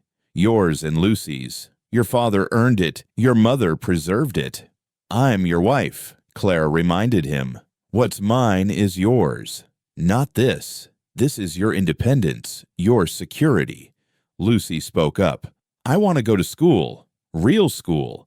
There's a women's college in Denver. Then you'll go, Clara said immediately. Mama would have wanted that. But that leaves you with $6,000, Lucy said. What will you do? Clara was quiet for a long moment, looking out at the bustling streets of Fort Benton. Then she smiled. I have an idea. 2 months later, the Clara Hayes School for Girls opened in Cedar Ridge. It was small, just one room attached to the renovated barn on the Morrison property, but it was real. Clara taught reading, writing, and arithmetic, but more than that, she taught strength. Education is freedom, she told her students on the first day, 7 girls ranging from age 6 to 16. With it, you'll never be dependent on anyone's mercy. Samuel built the desks himself, each one sturdy and smooth. Lucy, home from Denver for the summer, taught art and music. Even Mrs. Patterson enrolled her granddaughter, admitting grudgingly that the Hayes woman had some progressive ideas that might benefit the girl. The school grew. By fall, they had 12 students. By winter, 20. Parents paid what they could. Sometimes money, sometimes eggs or preserved goods. Clara didn't care about profit. She cared about girls learning their worth. Meanwhile, the ranch prospered. With some of the money, they'd bought better breeding stock, improved the buildings, even hired 2 hands for the busy season. Samuel had resisted at first. I don't need charity, but Clara had been firm. It's not charity, it's investment. In our future, in our children's future. Their child was born on a crisp October morning with Ann Morrison attending as midwife and Lucy pacing the hallway like an expectant father. The labor was long but uncomplicated, and when Samuel finally heard the baby's cry, he nearly collapsed with relief. It's a girl, Ann announced, placing the baby in Clara's arms, perfect and healthy. They named her Elizabeth Hope Hayes Elizabeth for the grandmother who'd saved them even in death, hope for what she represented. She looks like you, Samuel said, touching the baby's dark hair with one trembling finger. She has your nose, Clara countered. Poor child, he said, and they both laughed, cried, exhausted, and exhilarated. The community celebrated with them. Gifts appeared on their porch quilts, preserved food, tiny clothes sewn with love. The students at Clara's school made a banner, "Welcome Baby Hayes." But the biggest surprise came from Judge Hamilton, who arrived one day with a delegation from the territorial government. Mrs. Hayes, he said formally, we've been watching your school with interest. The territory is prepared to offer you a contract official recognition funding and expansion to serve all of Cedar Ridge. Clara stood holding baby Elizabeth Samuel beside her, Lucy grinning from the doorway. Official recognition. You'd be the first certified female education administrator in Montana Territory. The position comes with a salary, resources for books and supplies, and land for a proper schoolhouse. Clara looked at Samuel, who nodded encouragingly. I accept. The school building went up that spring, the whole community joining in an old-fashioned raising. Clara stood with Elizabeth on her hip, watching the walls rise, and thought of her mother. She would be so proud, Lucy said, coming to stand beside her. She was home from Denver for the summer, full of stories about college life and new ideas. Of you too, Clara said, top of your class in literature. It's because of you. You taught me to read, really read, to see the power in words. They watched Samuel directing the beam placement, his strength and gentleness evident in every gesture. The other men respected him, followed his lead naturally. He's changed too, Lucy observed. He smiles now, laughs. He was so closed off when we first arrived. We all were, Clara said. Closed off, protected, afraid. Now look at us. That evening, they held a celebration dinner at the ranch. The table Samuel had rebuilt after the blizzard groaned under the weight of food. The Morrison family was there. The Colemans, Sheriff Thompson and his wife, even Judge Hamilton stayed. As the sun set, painting the sky in shades of rose and gold, Samuel stood to speak. A year ago, this ranch was just land and cattle, a house with empty rooms, a life being lived but not really lived. He looked at Clara. Then God sent me a warrior disguised as a wounded woman. She brought her sister her strength and her stubborn refusal to be broken. Samuel, Clara protested, blushing. Let me finish, he said gently. We've been through hell, rustlers, blizzards, fights for custody and survival. We've faced down demons, both real and remembered, but we survived. More than that, we thrived. This ranch, this school, this family. It's proof that sometimes the best things come from the worst circumstances. He raised his glass. To Elizabeth Bennet, who saved her daughters even after death. To Lucy, who's proving women can excel in higher education. To our daughter, Elizabeth Hope, who'll grow up in a world where she can be anything she chooses. And to my wife Clara, who took a broken man and a dying ranch and brought both back to life. You saved me too, Clara said, standing with the baby. You showed me that strength could be gentle, that a man could be trusted, that love didn't have to hurt. To healing, Ben Morrison called out. To family, Anne added. To the future, Lucy chimed in. They toasted, and baby Elizabeth chose that moment to laugh her first real laugh, clear and bright as mountain water. Everyone fell silent, then burst into delighted exclamations. She's got opinions already, Tom Coleman joked. Definitely takes after her mother. Later, after the guests had gone and Lucy had taken Elizabeth to bed, Clara and Samuel sat on the porch watching the stars emerge. We did it, Clara said softly. We built the life we dreamed of. Better than I dreamed, Samuel admitted. I never imagined this much happiness was possible. There will be other challenges, other storms.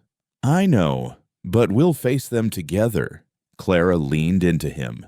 Remember when you found me, traded like property, worth less than livestock. Don't, Samuel said, pained. No, I need to say this. That woman, broken, terrified, worthless in everyone's eyes, including her own, she died. In her place grew someone new, a teacher, a mother, a wife, a member of this community. She turned to face him. You didn't just save my life, Samuel. You gave me the chance to discover who I really was. You were always her. You just needed space to grow. Like your mother's roses, Clara said, looking at the bushes she'd coaxed back to life, now heavy with blooms. They were always there, just waiting for someone to tend them. A wolf howled in the distance, their old friend Clara thought. Still wild, still free, but no longer threatening. Part of the landscape like they were now. What are you thinking? Samuel asked. About Elizabeth, our daughter. She'll never know hunger as punishment, never know fear as currency. She'll grow up surrounded by love, educated, free to choose her own path. Thanks to you. Thanks to us. To all of us. It takes a village to raise a child, but it also takes a village to heal a broken spirit. Samuel pulled her closer. Your spirit was never broken, Clara. Bent, maybe. Battered, but never broken. How can you be so sure? Because broken things can't love the way you do, fierce and protective and whole. You love Lucy Elizabeth, your students. You even love this ornery cowboy who didn't know he needed saving until you showed up. I do love you, Clara said. More than I thought possible. You're my anchor, my safe harbor, my home. They sat in comfortable silence, listening to the night sounds, crickets and owl, the distant lowing of cattle. Inside, Elizabeth made a small sound, and Lucy's voice drifted out singing a lullaby their mother used to sing. In the sweet by and by, Clara sang softly along, we shall meet on that beautiful shore. Your mother's song, Samuel said. She never got to finish it, but I did. We did. We're living it, the beautiful shore she sang about. It's not heaven. It's here now, this life we've built. As if in agreement, a shooting star streaked across the sky. Clara didn't make a wish. She didn't need to. Everything she'd ever wanted was right here. A husband who respected her, A sister thriving, a daughter with unlimited possibilities, a community that had become family work that mattered. The woman who'd been traded for 2 mules and a rifle was gone. In her place stood Clara Hayes, educator, mother, wife, survivor, thriver. She'd been reborn through fire and ice, through pain and love, through loss and discovery. "Ready to go in?" Samuel asked. "In a moment," Clara said. "I want to remember this, all of it, the peace after the storm. There'll be other peaceful moments." "I know, but this one is special. This is the moment I know for certain that we won. Not just survived, but won. We're alive. We're together. We're happy. Jacob is gone, his shadow lifted forever. The community has embraced us. We have more than enough money, land, love, purpose. We're blessed," Samuel agreed.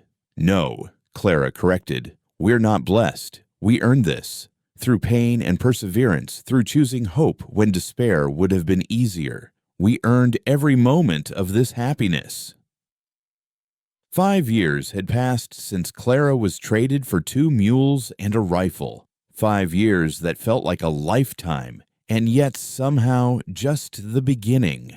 The September sun hung low over the valley, painting everything gold for the dedication of the new Clara Hayes Academy for Girls.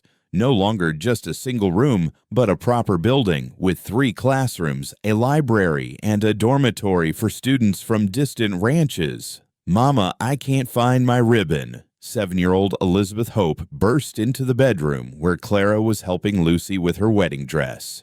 "Check your father's pocket," Clara said with a knowing smile. "He was practicing braiding your hair earlier." Sure enough, Samuel appeared in the doorway, blue ribbon in hand, looking sheepish. "She asked me to keep it safe." "By practicing hairstyles," Lucy teased, adjusting her veil. She'd returned from Denver with a teaching degree, and to everyone's surprise, an engagement to Tom Coleman's eldest son, Matthew, now a lawyer who'd been courting her through letters for 2 years. "A man should know how to braid his daughter's hair," Samuel said with dignity, kneeling to tie the ribbon around Elizabeth's dark curls. "There, perfect." Clara watched them, her husband and daughter, her sister, in wedding white, and felt her heart might burst. Through the window, she could see the schoolyard filling with people. The entire valley had come for the double celebration, the academy dedication, and Lucy's wedding. "Are you ready?" Clara asked Lucy. "I've been ready since Matthew first quoted Shakespeare in his letters." Lucy laughed, but her hands trembled slightly. "Were you this nervous when you married Samuel?" "Our wedding was rather different," Clara said dryly. "Sheriff Thompson, a forced ceremony, your life at stake. But you loved him, even then, didn't you?" "A little," Clara considered. "I trusted him. Love came later, grew slowly like spring wheat, but trust that was instant and instinctive." "I love Matthew," Lucy said softly. "But I'm scared. What if I'm too damaged from Jacob? What if I can't be a good wife?" Clara took her sister's hands. "You are not damaged. You're a survivor. There's a difference. Damaged things stay broken. Survivors rebuild stronger at the mended places." "Like Japanese pottery," Lucy said. "Kintsugi, where they repair breaks with gold." "Exactly. Our scars are gold, Lucy. They show we survived, we healed, we became more beautiful for having been broken." A knock at the door interrupted them. "The Reverend's ready," Samuel called. They walked out together, Clara in her best blue dress, Lucy in wedding white, Elizabeth scattering rose petals with enthusiastic abandon. The schoolyard had been transformed with ribbons and wild flowers. The entire community was there, even Mrs. Patterson dabbing at her eyes with a handkerchief. But it was the front row that made Clara's breath catch. 37 students from her school, past and present, stood in their best dresses. Among them was Mary Morrison, who'd come to Clara unable to read and now headed to college. Beside her stood Anna Coleman, who'd been told girls didn't need mathematics until Clara taught her she could be anything, now planning to be Montana's first female bank manager. The ceremony was beautiful, Lucy, radiant, Matthew crying openly as he said his vows. When Reverend Morris pronounced them married, the cheer that went up could probably be heard in Fort Benton. But then Judge Hamilton stood calling for attention. Before we celebrate, we have another ceremony to perform. Clara Hayes, would you come forward? Confused, Clara approached the makeshift platform. The judge pulled out an official-looking document. By order of the territorial governor, in recognition of exceptional service to education and the advancement of women's opportunities in Montana Territory, Clara Hayes is hereby appointed as the first superintendent of female education for the territory. Clara's legs nearly gave out. Samuel was suddenly there, steadying her, grinning, like he'd known all along, which she realized he had. This means, Judge Hamilton continued, that Mrs. Hayes will oversee the establishment of girls' schools throughout Montana. Her curriculum will become the standard. Her students will have paths to higher education previously denied them. Furthermore, a new voice added, and Clara turned to see Martha Coleman approaching with several well-dressed women from Helena. The Territorial Women's Association has raised funds for 20 scholarships, allowing girls from poor families to attend the academy. Clara couldn't speak. Lucy was crying, Matthew supporting her. Elizabeth tugged at her mother's skirt. "Mama, why is everyone crying?" Clara lifted her daughter, finding her voice. "Because sometimes little one joy is too big for smiles alone." The celebration lasted until the stars came out. There was dancing Clara in Samuel's arms, moving smoothly now after years of practice. Lucy and Matthew lost in their own world. Elizabeth spinning with the other children until she was dizzy. During a quiet moment, Clara found herself at the school's entrance where a new plaque had been installed. The Clara Hayes Academy for Girls founded, 1878, Education is Freedom, in memory of Elizabeth Bennet, who saved her daughters even after death. She would be so proud, a voice said behind her. Clara turned to find Anne Morrison holding her newest grandchild. "I hope so. I know so. Look what you've built from ashes." Clara looked out at the scene, her students dancing, her sister laughing with her new husband Samuel, teaching the boys to respect the girls as dance partners, Elizabeth leading a parade of children like a tiny general. "We all built this," Clara said. "The whole community.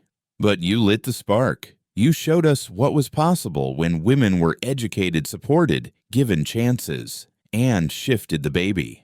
This little one, my granddaughter, she'll grow up in a world where she can be a teacher, a banker, maybe even a doctor. That's because of you." Ben Morrison joined them, weathered face creased in a rare smile. Samuel's father would be proud too. That boy was lost for so long after his parents died. You brought him back to life. He saved me first. You saved each other, Ben corrected. That's what the best marriages do. As the evening wound down, Samuel found Clara sitting on the school steps watching the last dancers. "Tired?" he asked, settling beside her. "Amazed," she corrected. 5 years ago, I was nothing. Property, worthless. You were never worthless. You just didn't know your worth yet. Do you ever think about if things had been different? If Jacob hadn't traded me? If you hadn't been there?" Samuel pulled her close. "Then I'd still be a ghost haunting an empty house. Lucy would still be trapped. Elizabeth would never have been born. Dozens of girls wouldn't know how to read." He kissed her temple. "Some things are meant to be, Clara. We were meant to be. You really believe that? I believe that every terrible thing that happened to us led us to each other. Your suffering, my loneliness, Lucy's fear, it all created this moment, this life, this family." Elizabeth ran over, throwing herself into their arms. "Aunt Lucy says I can visit her in Helena." "Of course you can," Clara said, smoothing her daughter's wild hair. "You can go anywhere, be anything. I want to be like you, Mama, a teacher. You can be a teacher, or a doctor, or a rancher like Papa, or something we haven't even imagined yet. Girls can't be doctors," one of the Coleman boys said passing by. Elizabeth stood, hands on her hips, looking exactly like Clara in miniature. Girls can be anything. My mama says so, and she's the smartest person in the whole territory. The boy retreated, and Samuel laughed. She's definitely your daughter. Our daughter, Clara corrected, stubborn as you fierce as me. As the last guest departed, the Hayes family plus Lucy and Matthew stood in the schoolyard. The building rose behind them, solid and real, a testament to transformation. I have something for you, Lucy said to Clara, pulling out a leather-bound book. I've been writing our story, all of it, from the day Mama died to today. Clara opened it, seeing her sister's neat handwriting, the trading how two women escaped hell and found heaven in Montana Territory by Lucy Bennett Coleman. Lucy, this is our truth, our testimony, so other women know they can survive, can thrive, can transform. Lucy squeezed her hand. So Elizabeth and her daughters will know where they came from, not from shame, but from strength. That night, after all the celebrating, Clara and Samuel stood in their bedroom, the same room where she'd once barricaded the door in fear, where they'd pushed beds against opposite walls, where they'd slowly learned to trust and love. No regrets? Samuel asked, watching Clara brush out her hair. None, not even the pain, because it led to this. And what is this? Clara turned to him. This man who'd offered her freedom and helped her build a life.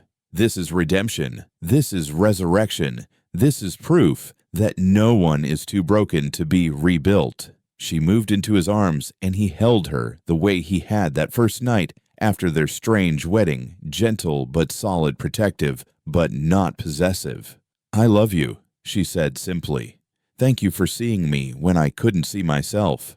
I love you, he replied. Thank you for teaching me that saving someone else could save myself. Through the window, the moon rose over the valley, the same moon that had witnessed Clara's trade 5 years ago. But everything else had changed. The frightened woman traded for livestock was gone. The lonely cowboy haunting an empty ranch was gone. In their place stood two people who'd chosen to build something beautiful from broken pieces. Downstairs, Elizabeth slept peacefully, dreaming perhaps of the unlimited future her parents had secured for her. At the school, 37 empty desks waited for Monday's lessons. In Helena, Lucy and Matthew began their married life. Throughout the valley, families slept secure, knowing they were part of something larger, a community that protected its own. And in the marriage bed that had taken so long to truly share, Clara and Samuel held each other, two survivors, who discovered that sometimes the greatest courage isn't in surviving alone, but in learning to trust another person with your scars. In the sweet by and by, Clara sang softly, completing finally the song her mother never could. We shall meet on that beautiful shore. We're already there, Samuel whispered. This is our beautiful shore. And it was. A shore built from struggle, mortared with tears, but decorated with joy. A place where women could learn their worth, where men could show gentleness as strength, where children could grow unlimited by others' expectations. The woman traded for 2 mules, and a rifle had become so much more educator, mother, wife, leader, survivor, thriver. She'd taken the worst thing that ever happened to her and transformed it into the foundation for hundreds of girls' futures. That was the true miracle. Not that Clara survived, but that she'd turned survival into triumph, trauma into purpose, a transaction that had meant to diminish her into the very thing that elevated an entire community. As sleep finally took them, Samuel whispered one last thing. You were worth so much more than 2 mules and a rifle. I know, Clara whispered back. I was priceless. I just needed to learn it. And in learning it, she taught an entire territory the same lesson that every woman, every girl, every person had worth beyond measure value, beyond price potential, beyond imagination. The moon set, the sun would rise, and with it, another day in the life Clara Hayes had built from nothing but determination and hope A life that proved that sometimes the worst beginning could lead to the most beautiful ending. The trade had been meant to destroy her. Instead, it had set her free. And in her freedom, she'd freed countless others. That was her true legacy. Not the school, not the title, not even the family she'd built, but the proof that no one was beyond redemption, that everyone deserved the chance to discover their worth, and that sometimes being traded away was really being delivered home. In the sweet by and by we shall meet on that beautiful shore, not in death, but in life fully lived in dreams, fully realized in love, fully given and received.